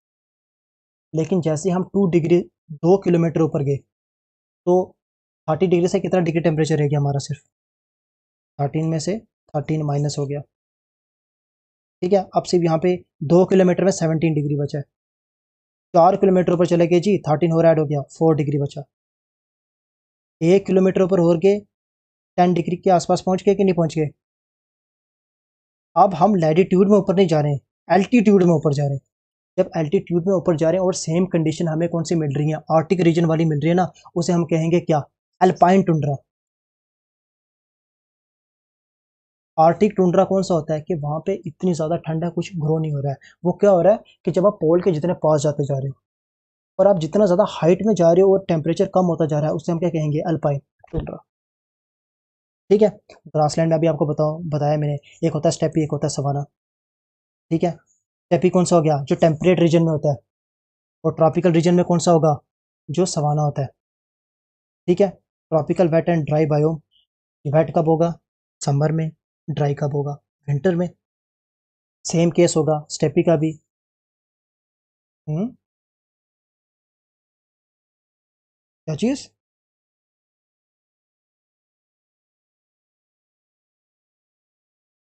देखो, ये टेम्परेट ग्रासलैंड कहाँ पे पाए जाते हैं बस, इस टाइम यूक्रेन की वार चल रही है, आपको पता है। टेम्परेट ग्रासलैंड वहाँ पाए जाएंगे, रोमानिया में पाए जाएंगे, रशिया में पाए जाएंगे। On the other hand savanna कहाँ पे पाया जाएगा, सूडान एरिया में पाया जाएगा, साउथ सूडान के आसपास पाया जाएगा, एरिट्रिया में पाया जाएगा, इथियोपिया में पाया जाएगा। हमारे इंडिया में कहाँ पाया जाएगा सवाना, महाराष्ट्र और कर्नाटका में पाया जाएगा, ठीक है। अभी मैं आपको आगे क्या बताऊंगा, उनकी एग्जाम्पल बताऊंगा। टुंड्रा रीजन याद रखने की जरूरत नहीं है, मैं अभी आपको समझा चुका हूँ। टुंड्रा रीजन क्या होते हैं, दो टाइप के हो गए, एक हो गया कौन सा, आर्टिक, दूसरा हो गया अल्पाइन। अल्पाइन हो गया कौन सा, जब हाइट में इंक्रीज होता है, तो उसे हम क्या कहेंगे, अल्पाइन टुंड्रा। आर्टिक क्या हो गया, जब हम लॉन्गिट्यूड में ऊपर जा रहे हैं। और टुंड्रा रीजन में दो चीजें हमेशा आर्टिक में एबसेंट होती हैं, कौन कौन सी, रेप्टाइल्स और एम्फीबियंस, ठीक है। और ना, और ये चीज इंपॉर्टेंट है, या आप ये याद कर लो या कुछ भी कर लो, ये आपके लिए इंपॉर्टेंट है।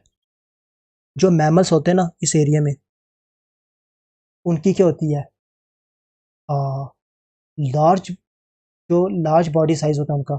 और जो स्मॉल क्या होते हैं, उनके टेल और ईयर होते हैं। उनके स्मॉल टेल और ईयर क्यों होते हैं, क्योंकि जितना ज़्यादा बॉडी का सरफेस बढ़ता है, उतनी ज़्यादा क्या होती है, हीट क्या होती है, रिलीज हो जाती है।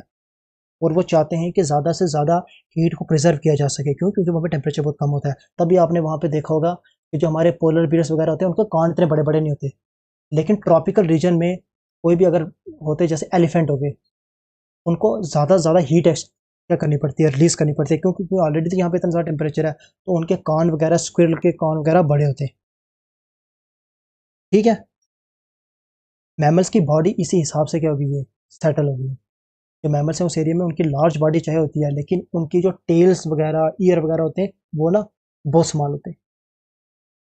आपको सिर्फ टुंड्रा का इतना दो चीज़ें याद रखनी है, ज़्यादा कुछ नहीं याद रखना। एक रेप्टाइल और एम्फीबियंस नहीं होते, और दूसरा उनकी बॉडी का साइज लार्ज होता है, लेकिन उनका टेल और ये क्या होते हैं, कम होते हैं, ताकि क्या किया जा सके, हीट लॉस से बचा बचा जा सके। हम्म। हम्म। बिल्कुल बिल्कुल बिल्कुल बिल्कुल। हम्म। अरे तूने कौन सी मच्छी पानी में चला दी?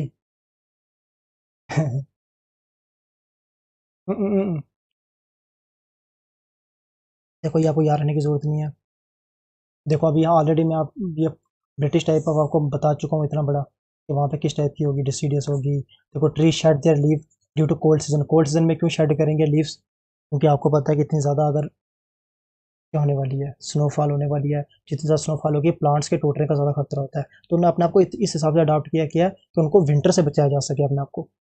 ठीक है, आपको याद रखने की जरूरत है, जैसे मैं आपको बता रहा था एक आइडिया। चाइना में सब ट्रॉपिकल एरिया में, ठीक है, temperate Mediterranean.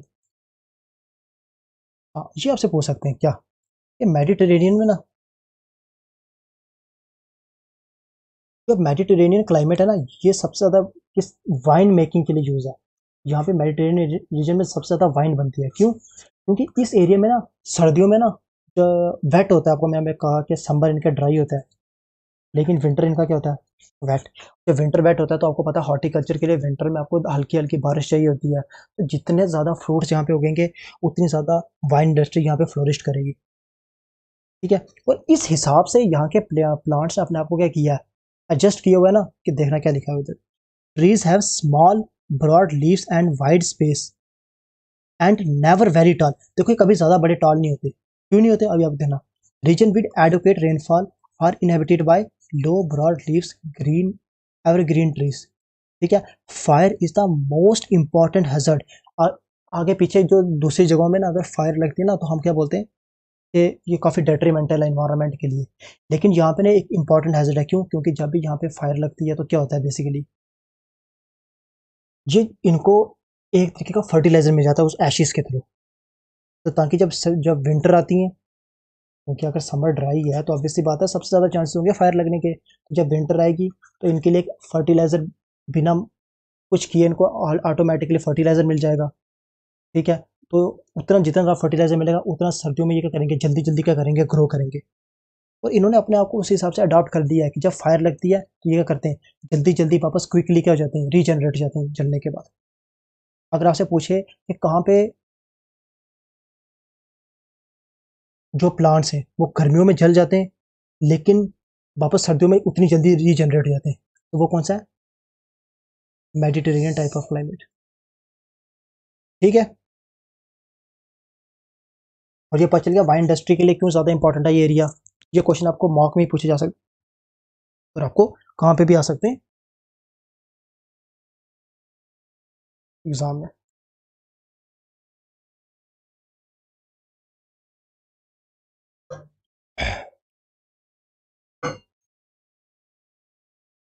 Tropical deciduous biome, जब मैं आपको ये वाली पीडीएफ दूंगा ना, अगर आपसे हो सके ना, ये जो ट्रॉपिकल फॉरेस्ट है ना, इनके एग्जाम्पल थोड़ी याद रख लेना।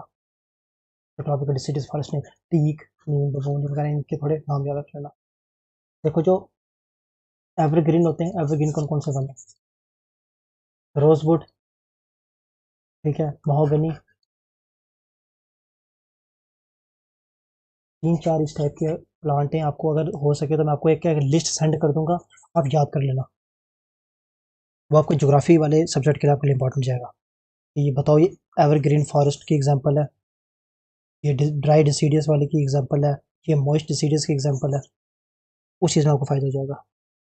ट्रॉपिकल रेन फॉरेस्ट छोड़ो, कौन से वाले होते हैं, ये पूछ सकते हैं आपसे।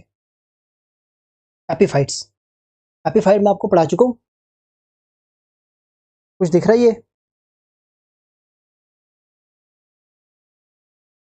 कमेंसलिज्म क्या होता है, मुझे बताओ कि बायोटिक इंटरेक्शन में किस, इसमें क्या होता है, फायदा होता है, नुकसान होता है, न्यूट्रल रहता है, क्या होता है?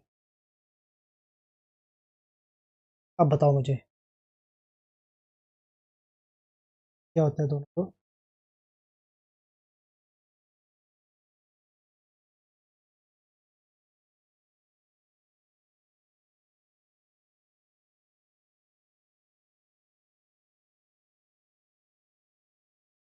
एक को फायदा होता है, दूसरा न्यूट्रल रहता है।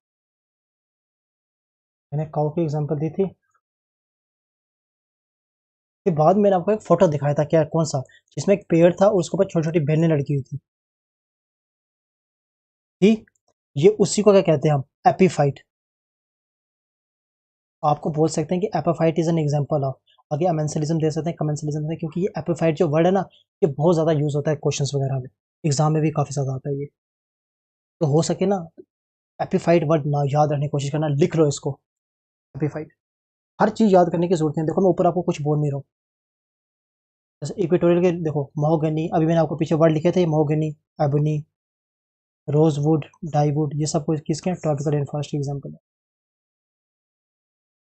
डेजर्ट में तो आपको पता ही है सब चीज़ का, जीरो फाइट्स होते हैं। ऑब्वियसली बात है, अगर जीरो फाइट है तो ज़्यादातर उनके क्या होंगे, लॉन्ग रूट्स होंगी। लॉन्ग रूट्स क्यों होती हैं, ताकि ज़्यादा नीचे से क्या किया जा सके, पानी को लाया जा सके, अब्जॉर्ब किया जा सके। ठीक है, उनके उतने ही ज़्यादा क्या होंगे, वायरी ग्रास होगा। ठीक है, उतने ज़्यादा मोटे उनके लीव्स होंगे, ताकि इतना ज़्यादा पानी क्या किया जा सके, लॉस ना हो। और उनके अंदर थिक वैक्स टाइप चीज़ होती है, पानी वगैरह उनके अंदर से रस वगैरह नहीं निकलता, काफ़ी थिक टाइप का म्यूकस टाइप की चीज़ निकलती है, ताकि उनका बस एक ही काम है क्या, कि वो क्या ना करें, पानी को लॉस ना करें, क्योंकि डेजर्ट में ना पानी की बहुत ज़्यादा कमी होती है। वो ज़्यादा से ज़्यादा पानी बचाने की कोशिश करते हैं। Thick and tough skin to protect them from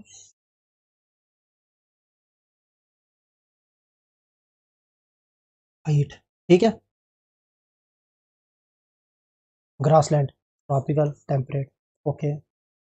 tropical savanna होते हैं, साउथ अमेरिका, अफ्रीका वगैरह से पाए जाते हैं। अगर आपको कुछ याद करना है ना, तो आप क्या कर लो, एक काम, नाम याद कर लो, ये याद कर लो।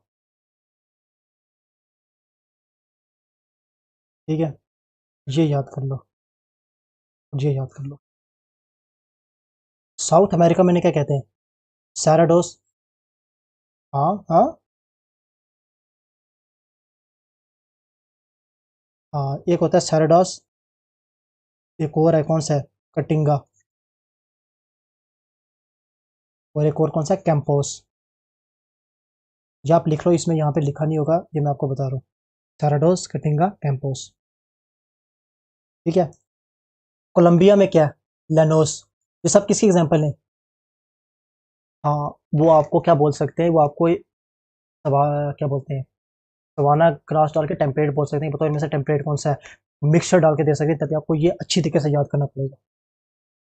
ठीक है, मैं आपको कुछ कुछ चीज़ें ही बोलता हूँ जो आपको अच्छी तरीके से याद करनी है। एक मैंने अभी तक आपको नाइट्रोजन वाली चीज़ बोली है, और ये आप मैंने आपको दूसरी चीज़ें बोली है।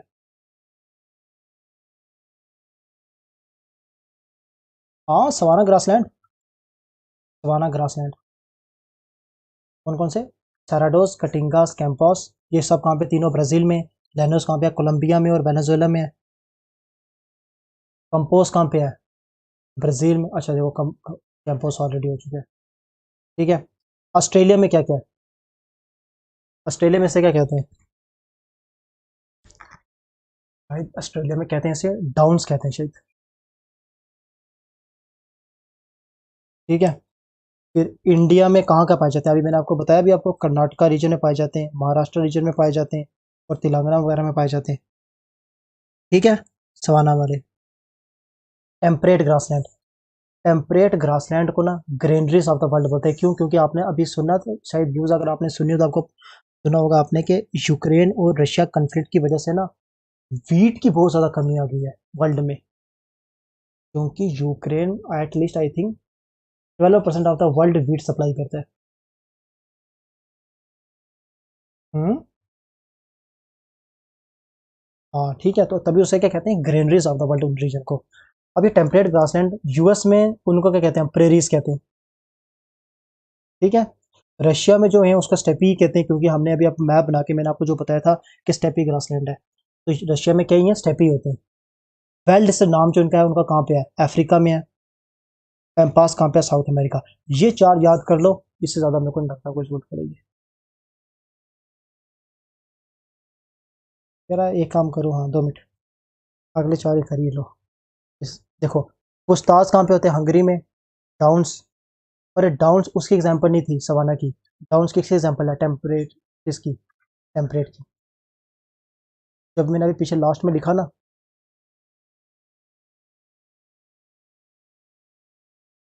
हाँ ये डाउन्स नहीं है, डाउन्स ऑस्ट्रेलिया में ही है, बट डाउन्स किसकी एग्जांपल है? टेम्परेट की। स्टेपी कहाँ पे है? यूरेशिया रीजन में। अभी यूरेशिया मतलब रशिया यूरेशिया एक ही बात है, इसको तो आप ना भी पढ़ा छोड़ो। कैंटरबरी कहाँ पे है? न्यूजीलैंड में।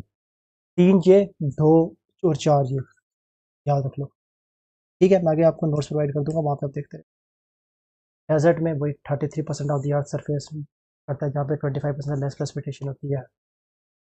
ठीक है, 20% ऑफ द वर्ल्ड में ज़्यादातर कहाँ पाए जाते हैं ये? 25 डिग्री से 30 डिग्री के बीच। और मैं आपको ये इसका रीज़न बता चुका हूँ जब मैं आपको एटमॉस्फेयर पढ़ा रहा था, जब मैं आपको प्रेशर बेल्ट्स पढ़ा रहा था, कि उस एरिया में ही सबसे ज़्यादा डेजर्ट क्यों पाए जाते हैं। अगर आपने रिवीजन नहीं की है, गलती आपकी है। देखो, the desert biome is characterised by very low rainfall. ऐसी बात है, डेजर्ट एरिया में कौन रेनफॉल होगी? देखो, सैंडी रीजन में इतने 20 से 35 डिग्री सेल्सियस के आसपास क्यों होता है? क्योंकि एक सिंपल सी बात है, ये 0 डिग्री से इक्वेटर हो गया, ये 30 डिग्री नॉर्थ हो गया,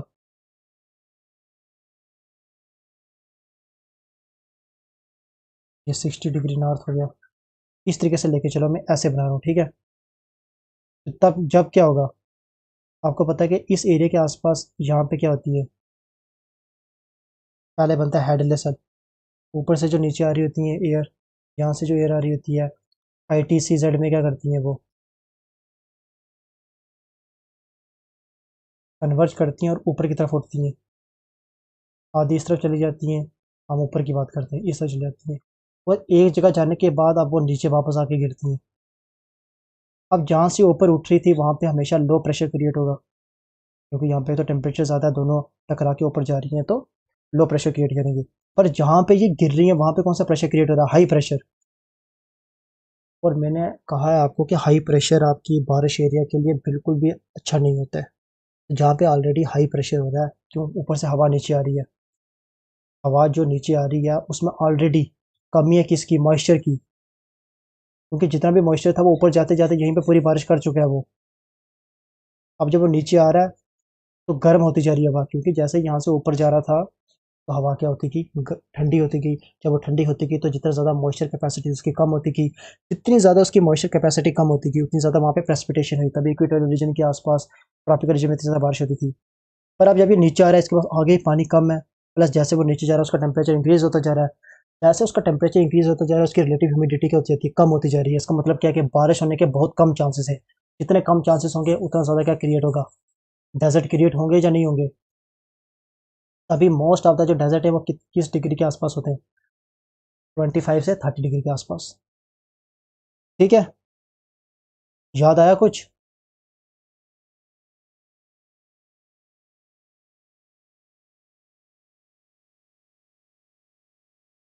5 मिनट की, चलो 5 मिनट की ब्रेक ले लो, पूरे 25 में आ जाना।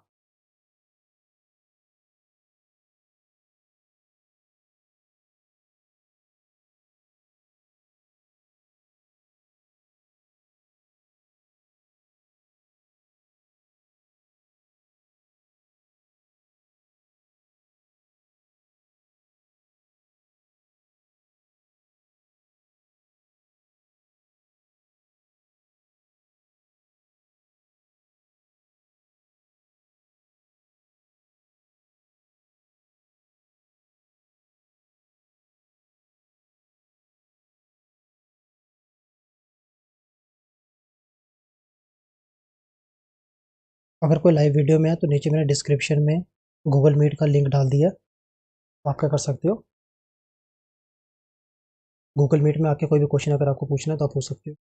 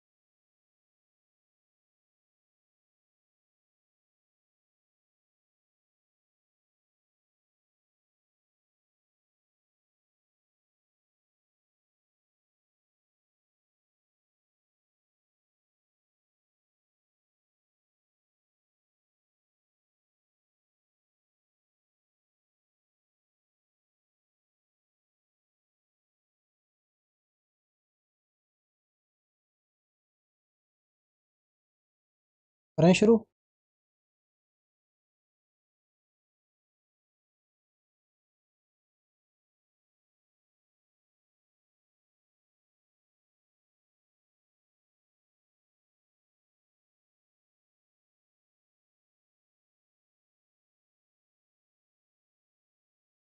करें शुरू।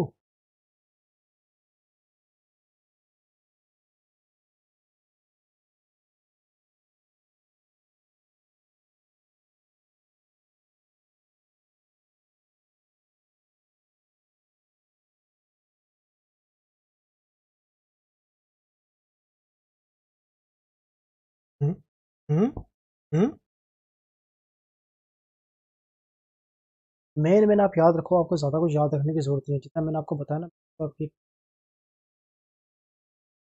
अंडरस्टैंडिंग के लिए बताया। तो बायो जो केमिकल साइकिल में तो ज़्यादा कुछ नहीं पता होना चाहिए, गैसेज और सेडिमेंट्री का पता होना चाहिए होती क्या है बेसिकली। ठीक है। वाटर साइकिल आपको पता ही है, बताने की जरूरत तो है नहीं है। कार्बन साइकिल पता ही है, फोटोसिंथेसिस क्या होती है पता ही है, रेस्पिरेशन क्या होती है, एटीपी क्या होता है, डिकम्पोजिशन में क्या होता है, या अभी तक तो पता चल ही गया होगा। ये सिंपल सी डायग्राम, इसको में कोई प्रॉब्लम नहीं है। फास्फोरस साइकिल आपने मे भी पहली बार सुनी हो, और ये भी आपको सिर्फ इतना ही याद रखना है कि पूरी की पूरी वो रॉक्स और लैंड में होती है, इसमें ज़्यादा कुछ याद रखने की ज़्यादा कुछ जरूरत नहीं है। बस एक डिफरेंस याद कर लेना थोड़ा सा, क्या जैसे हमारी क्या होती है, कार्बन साइकिल ज़्यादा रेस्पिरेटरी होती है, और फास्फोरस एटमॉस्फेयर में नहीं होती है। बट फास्फोरस रेनफॉल के थ्रू इतनी ज़्यादा नहीं होती है, बट ज़्यादातर क्या होती है, प्रेसिपिटेशन के थ्रू, जब उसमें वेदिंग इरोजन होती है। क्या गैशियस एक्सचेंज जो होते हैं फास्फोरस में, गैसेस में एक्सचेंज नहीं होता, क्यों? क्योंकि वो ज़्यादातर लैंड में रहती है। जो चीज़ अगर गैसेस के थ्रू एक्सचेंज हो नहीं रही है, इसका मतलब क्या है कि उसमें उसकी कंट्रीब्यूशन कितनी है, नेग्लिजिबल है। नाइट्रोजन साइकिल देख, ये आपको पढ़नी पड़ेगी, मैं आपको बोल दिया, ये अच्छी तरीके से एक पढ़ लेना। इसमें भी ज़्यादा कुछ नहीं पढ़ने के, पड़ा 5 जो आपके वर्ड हैं, जैसे डीनाइट्रिफिकेशन हो गया, असिमिलेशन हो गया। हाँ, और उनके जो बैक्टीरिया के नाम है, अगर वो याद कर लो तो बहुत अच्छा है। Azotobacter, ribosomes. हाँ हाँ, बायोम्स में भी आपको ज़्यादा याद रखने वाली ज़रूरत कुछ नहीं है। आपको पता होना चाहिए था कि बायोम्स होता क्या है, डिफरेंट टाइप के। ये फैक्टर आपको याद रखने की ज़रूरत नहीं है। ये पता चाहिए, फॉरेस्ट होता है, ग्रासलैंड होता है, डेजर्ट होता है, टुंड्रा होता है, एक्वेटिक इस टाइप के, इसको बायोम कहते हैं। ठीक है। ये थोड़े वर्ड्स आपको पता होने चाहिए, ज़्यादा कुछ पता ना पता हो। टेम्परेट किसके लिए वर्ड यूज़ होता है, डिसीडियस किसके लिए वर्ड यूज़ होता है, सब ट्रॉपिकल किसके लिए यूज़ होता है, बोरियल किसके लिए यूज़ होता है, कॉर्नी फॉरेस्ट फॉरेस्ट किसके लिए यूज़ होता है, ट्रॉपिकल डिसीडियस होता कहाँ पर है, तो आपको ये पता होना चाहिए। मेडिटेरेनियन टाइप ऑफ क्लाइमेट में क्या होता है, जब मैं आपको वर्ल्ड ज्योग्राफी पढ़ा रहा हूँ ना, उस टाइम मैं आपको एक बार आपको क्लाइमेट का वहाँ पे बता दूंगा, आपको आइडिया हो जाएगा पूरा। ये भी आपको पढ़ने की ज़्यादा जरूरत नहीं है। इन दो वर्ड्स के बीच का आपको डिफरेंस पता होना चाहिए, एक आर्टिक क्या होता है और अल्पाइन क्या होता है। स्टेपी ग्रासलैंड का आपको पता होना चाहिए, सवाना का पता होना चाहिए। ये ग्रासलैंड आपके लिए थोड़ा सा इंपॉर्टेंट है। ठीक है, थोड़ा इसे, ये ग्रासलैंड मैंने अभी कहा, ये अच्छी तरीके से पढ़ लेना, और इनकी एग्जाम्पल अच्छी तरीके से पढ़ लेना ये सब। ठीक है। डेजर्ट की जरूरत नहीं है। एक हॉट डेजर्ट होता है, कोल्ड डेजर्ट। सिंपल सी बात है, जो रीजन, जो टेम्परेट रीजन में होंगे वो कौन से होंगे हमारे, दोनों आ गया क्या नहीं? क्या हॉट डेजर्ट कौन से होंगे, जो हमारे ट्रॉपिकल रीजन में फॉल करते हैं। अगर कोई भी हमारे टेम्परेट रीजन में फॉल करेंगे तो वो कौन से होंगे हमारे, कोल्ड डेजर्ट। बस एक एग्जांपल दे देख लेना, ज़्यादा कोई ज़रूरत नहीं है। देखो हॉट डेजर्ट की ये एग्जांपल से, कोल्ड डेजर्ट की ये एग्जांपल है, ज़्यादा बीच ज़्यादा जाने की ज़रूरत नहीं। एक बार आप मैप देख लोगे ना, तो मैप में आपको पता चल जाएगा कि जो आपके कौन से ट्रॉपिकल रीजन के अंदर फॉल करते हैं वो कौन से होंगे आपके हॉट डेजर्ट है। ठीक है। हम्म?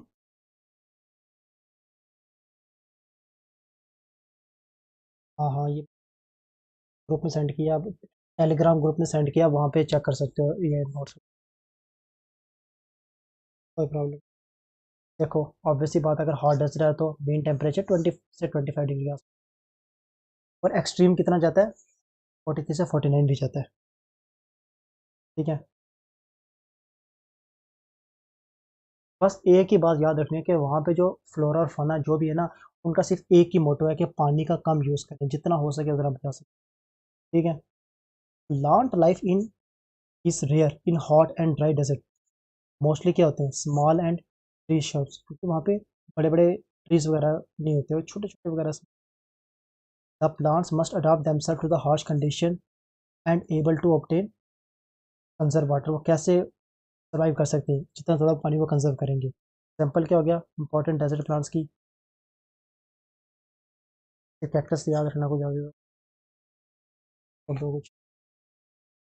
देखो प्लांट डेजर्ट में अडॉप्ट कैसे करते हैं वो अपने आप को, उनको क्या क्या फीचर्स चाहिए जिसकी वजह से वो सर्वाइव कर पाएंगे डेजर्ट।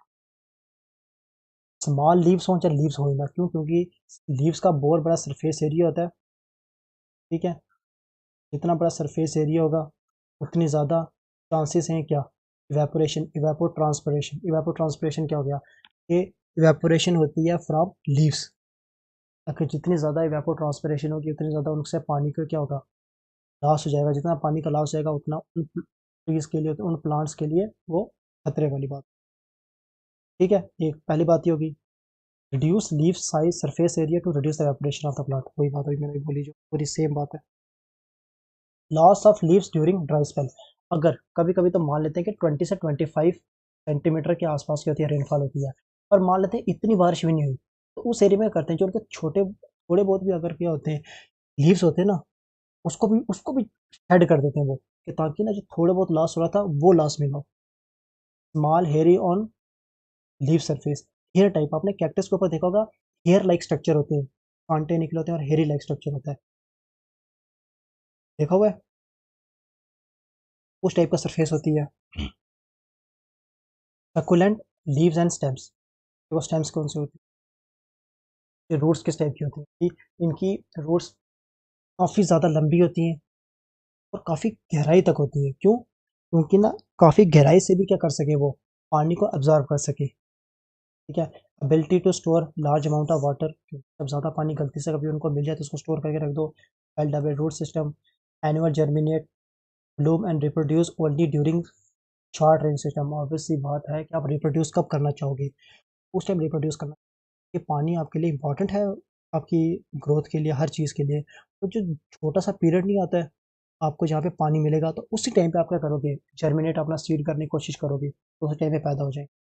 और देखो thick skin to prevent water, और अंदर जो उनका जो कैक्टस कैक्टस को काटोगे ना उसके अंदर म्यूकस टाइप चीज़ पड़ी होती है, वैक्स टाइप, जैसे वाटर टाइप चीज़ आपको नहीं मिलने वाली है, वाटर टाइप मटेरियल नहीं मिलने वाला, वो काफ़ी थिक मिलेगा, जिसके क्या होता है कि जो प्रिवेंट किया जैसे वाटर लॉस। एक्वाटिक, ये बात आ गई है एक्वाटिक। एक्वाटिक का देखो 75% ऑफ द अर्थ सरफेस हमारी किससे कवर है, वाटर बॉडी से।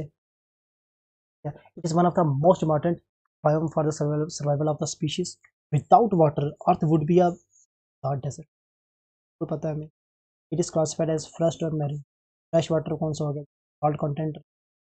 मैरीन वाटर कौन सा हो गया, जिसमें salt content. Fresh water salinity less than 1%, और मैंने आपको अब कल बताया था कि मैरीन में कितना सॉल्ट प्रेजेंट होता है, जो हमारे एवरेज ओशन की सैलिनिटी है वो कितनी है, 35 पार्ट्स पर मिलियन। और पार्ट्स पर मिलियन का साइन है ये, ना कि परसेंटेज का। अब पार्ट्स पर ये नहीं है, याद रखना, उधर मिलियन लिखा था मतलब तो मिलियन करके। The species which are adopted to survive in the fresh water can not survive in other area जहाँ पे सैलिनिटी की होगी ज़्यादा होगी। फर्स्ट वाटर की स्पीशीज हैं और रीजन है वो कौन कौन से, आपको पता है, पॉन्ड्स, लेक, स्ट्रीम्स, वेटलैंड, ये सब एरिया कौन से होते हैं जब फ्रेश वाटर आपको मिलता है, याद रखने की कोई जरूरत नहीं। हाँ, ये आप याद रख सकते हो क्या, ये दो टाइप के जोन होते हैं, एक होता है लिटोरल जोन और एक होता है पैलाजिक जोन। लिटोरल जोन क्या हो गया, कि अगर कोई भी सी शोर के जो पास है ना, मतलब सी शोर का मतलब कि जो जमीन के साथ एरिया टच होता है उसके आसपास वाला रीजन है, उसे हम कहेंगे लिटोरल जोन। और पैलाजिक जोन क्या हो गया, कि जो किनारे से दूर वाला रीजन है, हम क्या कहेंगे, पैलाजिक जोन। अगर याद है तो ठीक है, बस ये वर्ड याद कर लो, ये पैलाजिक ना भी याद रखो, और अगर याद रख लो तो ठीक है, इंपॉर्टेंट वर्ड। ये दो इंपॉर्टेंट वर्ड है, एक लोटिक और एक लैंटिक। जब भी पानी क्या हो रहा है, चल हम्म हाँ, कोई भी चलता पानी उसे हम लोटिक कहते हैं, और किसी जगह पानी अगर ठहरा हुआ तो हम उसे क्या कहते हैं, लैंटिक। तो ये मैन मेड भी हो सकता है, ऐसी बात नहीं है पानी आप किसी जगह के रख रहे हो। स्ट्रीम, रिवर्स, देखो आपको उसे एक और बात मैं बता दूं, कभी आपको अगर स्टेटमेंट आ गई ना कौन सी वाली, ये कोल्ड वाटर जो होता है ना, उसमें ऑक्सीजन क्या होता है, ज़्यादा होता है as compare to hot water. Hot water में क्या होता है, हमेशा ऑक्सीजन कम होता है। ठीक है, ये हमेशा याद रखना कि कोल्ड वाटर में क्या होता है, ऑक्सीजन क्या होता है, हाई होता है, लेकिन हॉट वाटर में ऑक्सीजन कम होता है। क्या लिखा है, the water at the source is cooler. जब वाटर सोर्स में, सोर्स कहाँ पे होता है उसका, ग्लेशियर्स वगैरह, तो ऑब्वियस सी बात है वहाँ पे ठंड होगी, वहाँ पे ज़्यादा क्लियर वाटर होगा, वहाँ पे उसमें हाई ऑक्सीजन लेवल होगा, क्योंकि पानी ठंडा है वहाँ पे, उसमें हाई ऑक्सीजन है, वहाँ पे उसमें कोई पॉल्यूटेंट्स वगैरह नहीं मिले हुए। Therefore it has fresh water, और फ्रेश फिशेज होगी जैसे। But at the mouth, mouth क्या हो गया कि जब रिवर ड्रेन करने वाली है सी में, आपको पता है कि सी में जब वो ड्रेन आउट करने वाली है उससे पहले क्या होने वाला है, तो वो काफ़ी ऐसे एरिया से निकलेगी जहाँ पे ह्यूमन रहते हैं, ह्यूमन सेटलमेंट है। ह्यूमन सेटलमेंट है तो ऑब्वियस सी बात है ह्यूमन अपना पॉल्यूशन वगैरह उस वहाँ पे फेंकेंगे, कचरा फेंकेंगे। एट द सेम टाइम उस एरिया के आसपास अगर कोई इंडस्ट्री एग्जिस्ट करती है, वो भी क्या करेगी, डिस्पोजल कहाँ पे करेगी, रिवर्स में करेगी। तो पॉल्यूशन वगैरह ऐड होता जाता है, होता जाता है, होता जाता है। इसकी वजह से क्या होगा कि जब वो एंड में पहुंचेगी ना कोई रिवर, अपनी जर्नी के मतलब सी में पहुंचने वाली है, तो उधर क्या होगा, उसका वाटर मर्की होगा, मतलब गंदा टाइप होगा। Hash has fish that requires less oxygen. जब ऑक्सीजन कम एग्जिस्ट होता है तो ऐसी स्पीशीज सर्वाइव कर पाएंगी जिनको लेस ऑक्सीजन चाहिए होगा। जैसे कौन कौन सी होगी, कैट फिश और क्रैब।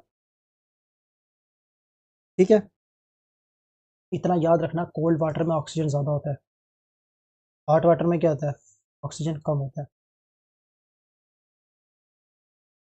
वेटलैंड्स, अगर कोई भी एरिया ना जहाँ पे पानी पड़ा हुआ है, अगर तो अपने घर के बाहर एक कुछ भी पानी फेंक दे, अपने खेत में पानी भर दे, उसको 10 दिन के लिए खेत को पानी भर दे, तो वो भी वेटलैंड बन जाएगा। मैन मेड हो चाहे वो नेचुरल हो, चाहे वो टेम्परेरी हो, कुछ भी हो, जहाँ पे पानी अगर एग्जिस्ट होता है तो उसे हम क्या कहेंगे, वेटलैंड। ठीक है,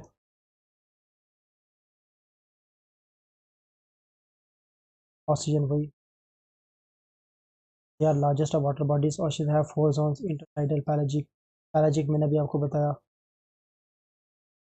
लिटोरल क्या होता है, लिटोरल जो लैंड के आसपास है, पैलाजिक हो गया जो आगे।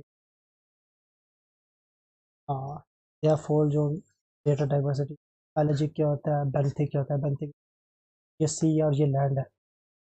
ठीक है, इंटरटाइडल जोन क्या हो गया कि जो जोन ना हाई टाइड से लेकर लो टाइड के बीच का रीजन कहते हैं इंटरटाइडल जोन। पैलाजिक जोन क्या हो गया, जो आगे दूर होता है। लिटोरल जो हो गया जो लैंड के आसपास है। अबिसल प्लेन क्या हो गया, अबिसल प्लेन जो हमारे सीधा आगे की तरफ जाते हैं। क्या, तो मैंने आपको जब पढ़ाया था ज्योग्राफी में, मैंने आपको अबिसल प्लेन पढ़ाए थे। जब कॉन्टिनेंटल राइज खत्म होता है उसके बाद हमारे नीचे सी में क्या स्टार्ट होते हैं, प्लेन स्टार्ट हो जाता है, उसे हम क्या कहते हैं, अबिसल प्लेन। बेंथिक रीजन क्या हो गया, यही जो सबसे नीचे वाला रीजन होता है सी का, उसे हम बेंथिक जोन।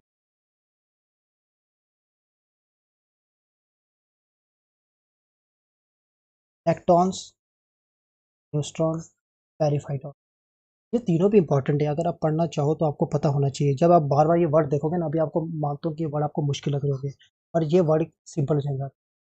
एक नेक्टॉन क्या होता है, कोई भी चीज़ अगर तैर रही है ना खुद, बड़े बड़े प्लांट्स हैं, और सॉरी वेरी ऑर्गेनिज्म है, उसे हम क्या कहेंगे, नेक्टॉन्स।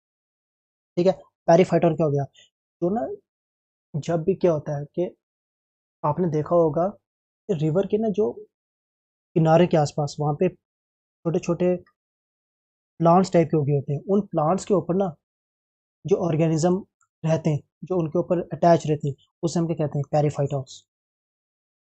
और नेक्टॉन्स क्या हो गए कि जो वाटर के इंटरफेस के ऊपर रहते हैं। जैसे ये देखो, ये वाटर के इंटरफेस के ऊपर है, जो वाटर की सरफेस है ना, उसके ऊपर ना बीच नहीं गया है।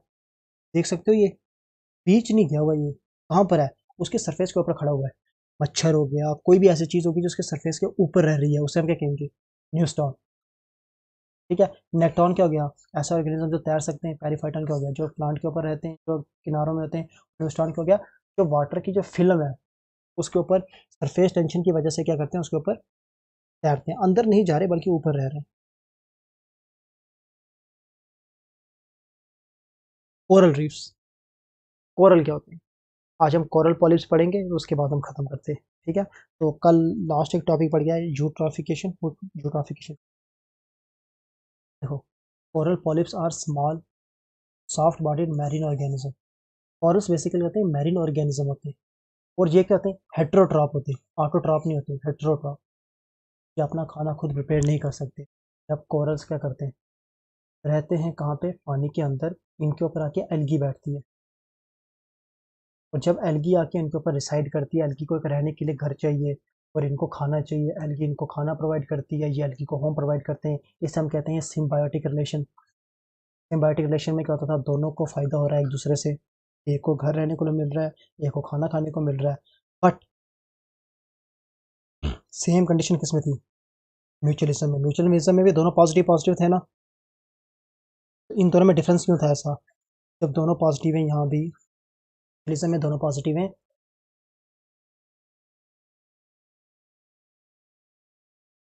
यहाँ पे क्या होता है कि इन दोनों को सर्वाइव करने के लिए एक दूसरे के साथ रहना बहुत जरूरी है। यहाँ पे ना, अगर ये दोनों एक दूसरे के बिना भी क्या कर सकती हैं, एग्जिस्ट कर सकती हैं, ठीक है। तो यही वहाँ पे क्या करने वाले हैं, जब वो क्या करेगी, इसके ऊपर आके रहती हैं एल्गी। अब उस एल्गी को क्या कहते हैं, उस एल्गी को कहते हैं हम क्या, जू एंथली एल्गी। ये नाम याद कर लेना, ये 100% नाम याद कर लेना। वो आपसे पूछ सकते हैं कि आने के चांसेस बहुत ज़्यादा बढ़ के, ये बोलेंगे आपको कोरल के ऊपर जो एल्गी होती है उसका नाम क्या होता है, ठीक है। जू एंथली नाम याद कर लो, 100% मैं बोल रहा हूँ ना। अगर कोई अच्छा पेपर डालने वाला हुआ तो वो ये डाल सकता है। हम्म?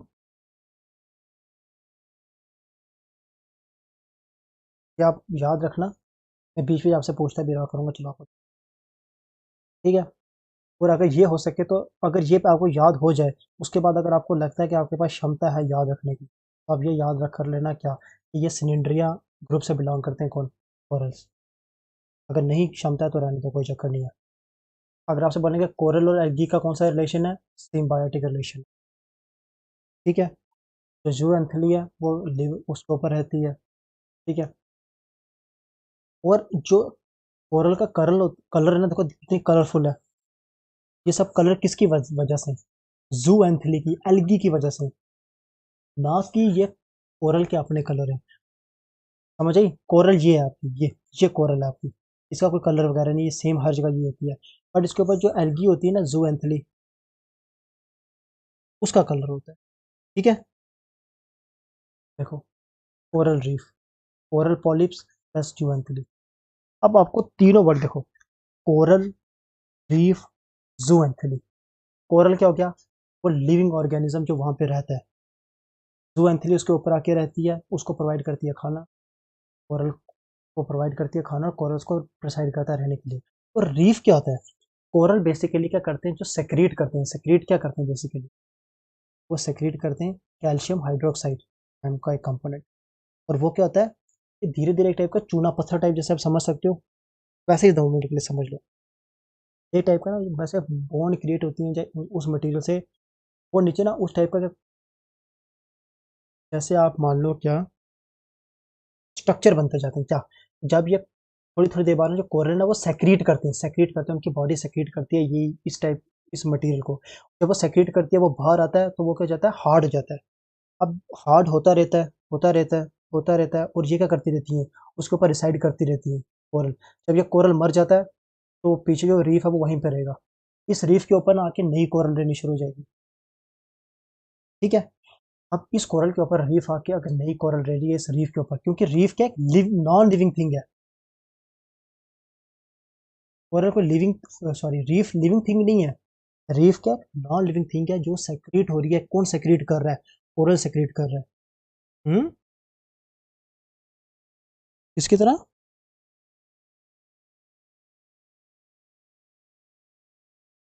हाँ हाँ बिल्कुल, वो मटेरियल रिलीज करती रहती है। तो एक तरीके से ना, और जो रीफ है ना, वो कोरल की रहने के लिए जगह है।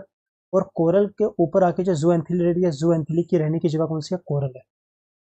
और जैसे ही कोरल मर जाएगा, तो कोरल ने जितना भी वो रिलीज किया होगा मटेरियल, उस मटेरियल के ऊपर आके कोई दूसरा कोरल रहना शुरू हो जाएगा। फिर जब वो मरेगा, वो रिलीज करता रहेगा पूरी उम्र। फिर उसके ऊपर आके रहना शुरू हो जाएगा। ऐसे करते करते ना एक पूरा सा क्या बन जाएगा, वहां पे एक ढेर टाइप सा बन जाएगा, किसका, रीफ्स का। ठीक है, इतना पता चल गया। अब देखो जो कोरल रीफ्स है ना, उसकी तीन होती हैं क्या टाइप्स। एक होता है फ्रिंजिंग, एक होता है बैरियर, एक होती है अटॉल। ठीक है, अब देखो क्या लिखा होगा। कैल्शियम कार्बोनेट है, कोरल्स क्या करते हैं, कैल्शियम कार्बोनेट को रिलीज करते हैं, जो कि किसकी तरह एक्ट करता है, सीमेंट की तरह। ठीक है, तो कैल्शियम कार्बोनेट सीमेंट की तरह एक्ट करता है, इसका मतलब क्या, जैसे वो रिलीज करेंगे उसके बाद वो टफ हो जाएगा, जब वो टफ हो जाएगा उसके ऊपर रह के आके कोरल्स रह सकती है। अब जब वो कोरल मरेगी तो दूसरी जगह कोई कोरल आके रहेगी, और वो अपनी लाइफ टाइम में वो भी क्या करती रहेगी, कैल्शियम कार्बोनेट को रिलीज करती रहेगी। अब वो जब मरेगी उसकी जगह कोई और आएगा, ऐसे करते करते वो क्या बन जाएगा, पूरा सा एक टाइप का बैरियर टाइप से बन जाएगा, एक टाइप का वो हीप बन जाएगा, एक माउंट बन जाएगा उनका। ठीक है, अब मैं आपको एक तीनों चीज़ें बताता हूँ कि फ्रिंजिंग रीफ क्या होती है, बैरियर रीफ क्या होती है, अटॉल रीफ क्या होती है। देखो, अगर लैंड से ना थोड़े आसपास यहाँ पे क्या बन रही है, रीफ ऐसे बन रही है, लैंड के आसपास ही है, मतलब बीच को इतना वाटर नहीं है, यहाँ पे अगर कोरल रीफ रह रहे हैं उसे हम क्या कहेंगे, फ्रिंजिंग रीफ। ठीक है, जैसे देखो क्या हो गया, ये देखो बीच इतना पानी नहीं है, देखो ये कोरल रह रही है, ये कोरल रह रही है, ये कोरल रह रही है, ये नीचे क्या है, सारी कोरल्स रह रही हैं किसके ऊपर, रीफ के ऊपर। देखो ये रीफ दिख रही है, ये सब रीफ है, ये रेड कलर की सारी रीफ है ना नीचे। ठीक है, अब देखो इनके बीच पानी का इतना बड़ा सोर्स नहीं है, ये नीचे पानी के नीचे सबमर्ज हुई है, इसे क्या कहते हैं हम, fringing reef. Fringing reef is a coralline platform lying close to the shoreline extending outward from the. यहाँ पे अगर ये लैंड है तो यहाँ पे पानी है, आउटवर्ड की तरफ जा रही है, यहाँ पे अंडर आपके क्या कर रही है, रीफ एग्जिस्ट कर। देखो the outer edge grows rapidly because of the splashing water waves continues to, छोड़ो इसको, सीधा ऑप्शन देखते जाओ। और आप यहाँ पे क्या था आपका, फ्रिंजिंग रीफ था। अब क्या हुआ बेसिकली, ये सी लेवल इंक्रीज हो गया, जहाँ क्या हो गया, यहाँ पे सेडिमेंट्स आते गए, क्योंकि ना कोरल के लिए सेडिमेंट क्या होते हैं, अफजा हानिकारक होते हैं। यहाँ पे सेडिमेंट आते गए तो यहाँ से ना वो थोड़ी रिट्रीट कर गई, कोरल जब यहाँ पे नहीं रहते वो थोड़ा पीछे आगे रहना शुरू। ठीक है, तो यहाँ पे क्या हो रहा है, एक तरीके का ना माउंटेन बन चुका है रीफ का। ठीक है, अब ना ये एक बैरियर टाइप बन चुका है, मान रहे हो ये बैरियर है कि नहीं है, क्यों यहाँ से अगर कोई चीज़ अगर यहाँ से जाएगी तो उसको बैरियर आएगा कि नहीं, कोई शिप जा सकती है यहाँ से, उसको जाने में यहाँ पे प्रॉब्लम आएगी, क्यों, क्योंकि यहाँ पे इतनी ज़्यादा डेप्थ नहीं है। लेकिन इस एरिया की डेप्थ तो ज़्यादा है। अगर लैंड को और कोरल रीफ का जो एक बैरियर बन चुका है, उसको बीच उसके बीच अगर क्या एक वाटर का सोर्स है, एक वाटर का लगून है, तो उसे हम क्या कहेंगे, बैरियर रीफ। जैसे ये हमारा ऑस्ट्रेलिया है ना, ऑस्ट्रेलिया में सबसे बड़ा बैरियर रीफ यहाँ पर ऐसे, वो ऐसे रीफ है ऐसे, उसकी लेंथ होगी कम से कम नहीं ना, 1200 किलोमीटर के आसपास। ये आपको मैं आगे उसका एग्जैक्ट बताऊंगा। ठीक है, इसका मतलब क्या है कि देखो ये रीफ है, अब ये रीफ बनी कैसे, वही मैंने कहा ना, पहले ये रीफ क्या था बेसिकली, ये लैंड बिल्कुल ऐसे थी, ये बीच कुछ नहीं था, यहाँ पे पहले आके कोरल रहनी शुरू हुई, तो उसने क्या सेक्रेट किया, कैल्शियम कार्बोनेट। यहाँ पे जो कोरल आ रही थी उसने कैल्शियम कार्बोनेट किया, इसने इस तरीके से हो गया। अब क्या होगा, ये सब मर गई, इनके ऊपर आके अब जो कैल्शियम सेक्रेट हो रहा था वो एक सीमेंट टाइप स्ट्रक्चर बन चुका है। अब इनके ऊपर आके दूसरी कोरल रीफ ने रहना शुरू किया, अब दूसरी कोरल रीफ आके रह रही है, दूसरी कोरल रीफ रह रही है, सॉरी कोरल रह रही है, दूसरी कोरल रह रही है। तो जब ये कोरल यहाँ पे रहेंगी वो भी तो अपनी लाइफ टाइम में पूरा सेक्रेट करती रहेंगी कैल्शियम कार्बोनेट, जब वो सेक्रेट करती रहेंगी वो भी क्या होता जाएगा, सीमेंट की तरह, जब वो सीमेंट की तरह जमता जाएगा। अब ये मटेरियल क्या हो गया, ऐसा बन चुका है। अब जब ये मरेंगी इसके बाद नई कोरल आ रही है, ऐसे करते करते करते करते करते इसकी हाइट बढ़ती जाएगी, और जब ये बाहर की तरफ आ जाएगी वाटर से, एक आइलैंड टाइप बना देगी, उस टाइम इनको क्या कहते हैं हम, बैरियर रीफ। जब क्या हो रहा है कि लैंड के बीच और इसके बीच ना एक लगून आ रहा है, उसे हम कहेंगे बैरियर रीफ। मतलब क्या है कि लैंड में जाने के लिए ना आपको बीच एक बैरियर आ रहा है। अगर ये पूरी लैंड है ना, ये पूरा आइलैंड है, तो बैरियर रीफ कैसे होगी?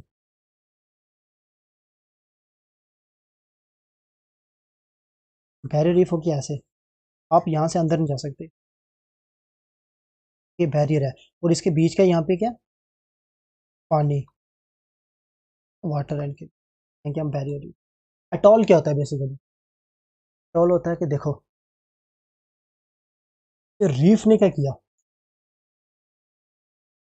ये आइलैंड था आपका, और ये उसके ऊपर माउंटेन था, यहाँ पे एक रीफ, यहाँ पे भी थी, यहाँ पे थोड़ी रीफ थी, ठीक है।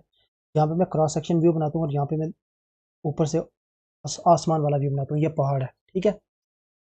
यहाँ पे भी क्या थी, रीफ थी, यहाँ पे भी रीफ थी, यहाँ पे भी रीफ थी, लेकिन उस टाइम क्या थी, ये पानी के अंदर थी।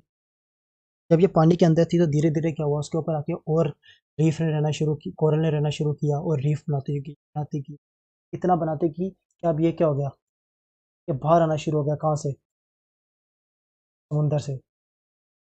पर एट द सेम टाइम आपको लगता है कि ये एक 10 दिन या 1 साल या 10 साल की प्रोसेस है, इसमें थाउजेंड्स ऑफ ईयर लगते हैं, तब जाके वो इतनी ज़्यादा बनती है कि वो बाहर आ सके।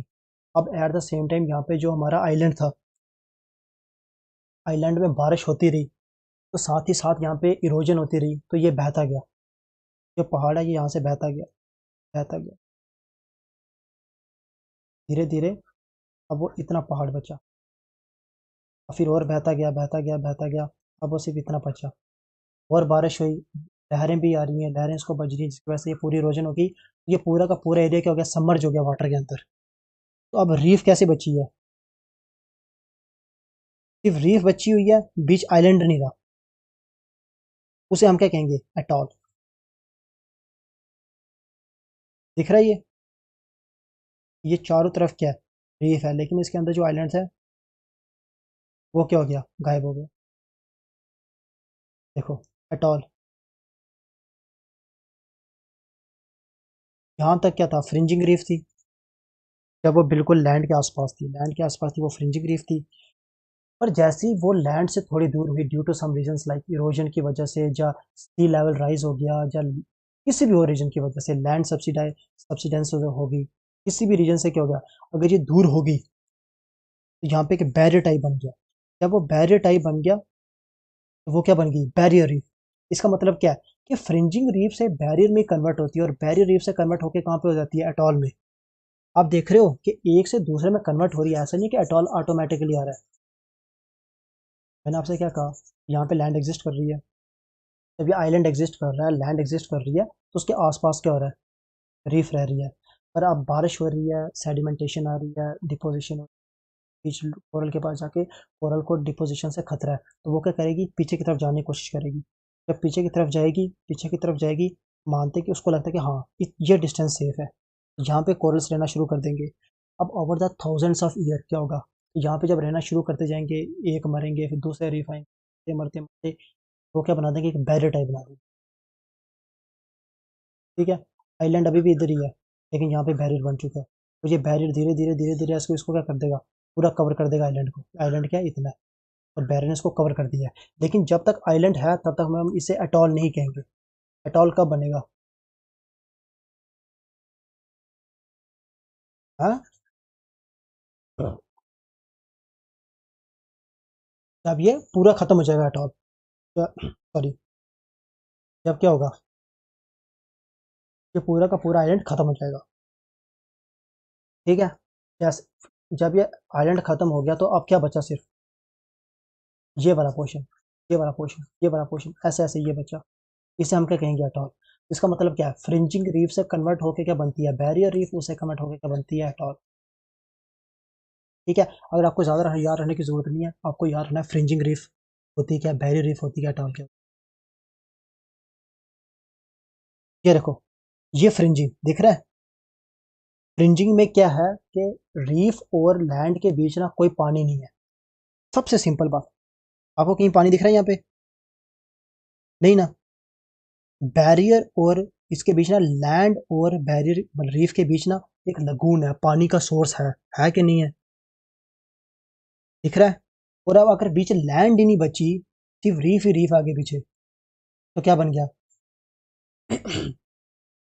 देखो कुछ रीजन भी हो सकता है, ऐसा नहीं है। देखो पहाड़ की पहाड़ की अगर ना भी इरोजन, चलो मान लेते नहीं भी इरोजन हुई, इसकी इतनी इधर भी सेम हाइट है, इधर भी सेम हाइट है, इधर भी सेम हाइट है, बस सी लेवल भी तो राइज हो सकता है ना। दो रीजन है, या फिर एक पहाड़ की इरोजन के थ्रू उसकी हाइट कम हो जाए, और दूसरा रीजन क्या हो सकता है कि सी लेवल राइज हो जाए ड्यू टू डी ग्लेसिएशन। क्योंकि ग्लेसिएशन होगा तो पानी का लेवल कम हो जाएगा। क्यों? क्योंकि पोलर रीजन में उतनी ज़्यादा बर्फ पड़ेगी, जितनी ज़्यादा बर्फ पड़ेगी उतनी ज़्यादा पानी की कमी हो जाएगी। और डी ग्लेसिएशन में क्या होता है कि सारा का सारा जो बर्फ है वो पिघल के पानी कहाँ पे तरफ आ रहा है, समुद्र में आ रहा है। पता चला। और आपको याद रखना कि कोरल की सबसे मतलब मैक्सिमम कहाँ पे पाए जाते हैं, ट्रॉपिकल रीजन में, मतलब 30 डिग्री साउथ से लेकर 30 डिग्री नॉर्थ के बीच। इसके ऊपर टेम्परेट रीजन में कोरल नहीं पाए जाते, क्योंकि कोरल बहुत ज़्यादा सेंसिटिव टाइप के क्या होते हैं, स्पीशीज होती हैं। ये ना इतनी ज़्यादा बर्दाश्त कर सकती हैं सॉल्ट चेंज हो जाए, सॉल्ट का कंपोजिशन चेंज हो जाए, या फिर टेम्परेचर चेंज हो जाए, साइक्लोन आ जाए। अगर पॉल्यूशन थोड़ा सा इंक्रीज हो रहा है तब भी उनको खतरा है। इसका मतलब क्या है कि जो कॉरल्स है ना, मैंने आपको पहले भी बताया था कि जो 1% ऑफ द कोरल है ना, वो 25 सिर्फ ओशन का 1% ऑफ एरिया कवर करते हैं। लेकिन 25% ऑफ द जो बायोडाइवर्सिटी है ना, वो किसकी वजह से है? कोरल्स की वजह से है। कोरल लेकिन उतने ही ज़्यादा वो क्या है, सेंसिटिव है। अगर उनको हल्का सी कोई प्रॉब्लम आ जाए, उनकी अगर जो कंडीशन रहने वाली है उसमें हल्की सी भी चेंज आ जाए, तो उनकी मास डेथ होनी शुरू हो जाती है। ये दिख रहा है ऑस्ट्रेलिया क्या इधर, ये है इसकी बैरियर रीफ। देखो ये रेड रेड पोर्शन दिख रहा है, ये सब रेड पोर्शन क्या है, ये कहाँ कहाँ पे कोरल एग्जिस्ट करते हैं। वो सारे के सारे 30 डिग्री से 30 डिग्री तक एग्जिस्ट कर रहे हैं कि नहीं कर रहे हैं, मुझे बताओ। यहाँ पे आपको कोई कोरल दिख रहा है रेड पोर्शन? यहाँ पे कोई रेड पोर्शन आपको दिख रहा है नीचे? तो ये बहुत ज़्यादा टेम्परेचर सेंसिटिव होते हैं, बहुत ज़्यादा साल्ट सेंसिटिव होते हैं। अगर कोई साइक्लोन आ जाए, इरोजन आ जाए, पॉल्यूशन की वजह से, हर चीज़ से इनको क्या होता है, खतरा होता है। तभी इनके प्रोटेक्शन के लिए काफ़ी ज़्यादा क्या चल रहा है। और आपने एक और चीज़ भी देखना, ध्यान से देखो कि आपको ना जो भी आइलैंड वगैरह, उनके वेस्टर्न मार्जिन में आपको कोरल्स दिख रहे हैं। देखो ना आपको यहाँ पे कोरल दिखेगा, क्योंकि है तो ये ट्रॉपिकल रीजन ही है ना, ये भी ट्रॉपिकल, ये पूरा ट्रॉपिकल रीजन है, ये पूरा ट्रॉपिकल रीजन। आपको वेस्टर्न मार्जिन में ना बहुत कम कोरल दिखेंगे, कोरल दिखेंगे ही नहीं आपको। यहाँ पे कोरल नहीं है, यहाँ पे कोरल। ऐसा क्यों है? क्योंकि यहाँ पे कौन सी करंट है, कौन सी करंट है? Peru current. अबे देख, दिख नहीं रही है क्या? पेरू करंट, पेरू करंट कौन सी करंट है? वार्म करंट है, कोल्ड करंट है?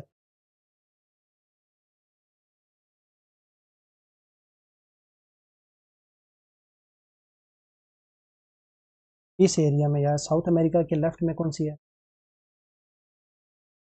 कोल्ड करंट है। ठीक है, तो पेरू करंट कोल्ड करंट है। और मैंने अभी आपको क्या बोला, जो हमारे कोरल्स हैं वो क्या है, टेम्परेचर सेंसिटिव है। और जहाँ पे अगर टेम्परेचर इतना कम होगा करंट की वजह से, मतलब ये एरिया में वाटर क्या है, बहुत ज़्यादा ठंडा है, तो यहाँ पे कोरल क्या एग्जिस्ट नहीं कर सकते। इधर बेनेगुएला है, करंट है, वो भी कोल्ड करंट है, यहाँ पे भी एग्जिस्ट नहीं कर सकते। ठीक है, ऑस्ट्रेलिया के लेफ्ट में भी एग्जिस्ट नहीं कर सकते। कोई प्रॉब्लम आई अभी तक? कोरल ट्रॉपिकल रीजन में एग्जिस्ट तो करेंगे, लेकिन कॉन्टिनेंट के ना वेस्टर्न मार्जिन में एग्जिस्ट नहीं करेंगे। क्या आप बोल सकते हो, ईस्टर्न मार्जिन ऑफ द सी में एग्जिस्ट नहीं करेंगे। क्यों? Because of the presence of cold currents. India में वो 7 जगह पाए जाते हैं, ये याद कर लेना। कौन कौन सी जगह? Gulf of Kutch, Malawan area में, लक्षद्वीप में भी, अंडमान निकोबार में भी, गल्फ ऑफ मन्नार में भी। देखो इस एरिया में ज़्यादा नहीं पाए जाते हमारे कोरल्स। क्यों? क्योंकि इधर इतनी ज़्यादा हमारी रिवर्स हैं, उतनी ज़्यादा हमारी सेडिमेंटेशन होती है। जितने ज़्यादा सेडिमेंट्स आएंगे उतनी कम कोरल यहाँ पे एग्जिस्ट करें। याद कर लेना, गोवा कोस्ट, केरला कोस्ट, दोनों कहाँ पे आ रही हैं इस तरफ, गोवा कोस्ट, केरला कोस्ट। ठीक है, फिर पल्क बे, पल्क बे कौन सा है? ये एरिया गल्फ ऑफ मन्नार के आसपास। ठीक है, यहाँ पे गल्फ ऑफ मन्नार आ गया। ठीक है, गल्फ ऑफ कच्छ यहाँ पे आ गया, गुजरात के एरिया के आसपास। लक्षद्वीप आइलैंड यहाँ पे है, अंडमान निकोबार आइलैंड यहाँ पर है। कुछ छूट गया? कोई नहीं। ठीक है, ये 7 रीजन देख लेना। और अगर आपको कोई बोले वेस्ट बंगाल के आसपास कोरल पाए जाते हैं तो गलत होगा।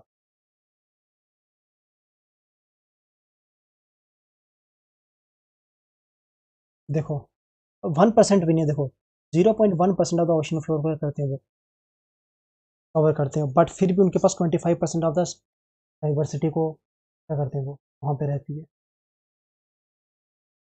ठीक है,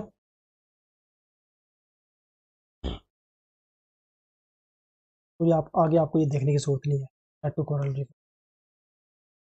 आप क्या करो, सिर्फ इतने कोरल याद रखो, आपके लिए इतना हम्म, आपके लिए इतना बहुत ज़्यादा इंपॉर्टेंट होगा। तो कल हम क्या करेंगे, आज यूट्रॉफिकेशन मुझे पढ़ाना हुआ नहीं और बायोडाइवर्सिटी मुझे पढ़ाना नहीं हुआ क्योंकि इसमें थोड़ा टाइम लग गया। कल आपको क्या करेंगे, यूट्रॉफिकेशन भी करेंगे, वो भी कर देंगे। आई थिंक आज के लिए इतना काफ़ी होगा। आगे कल से शुरू करते हैं फिर आगे।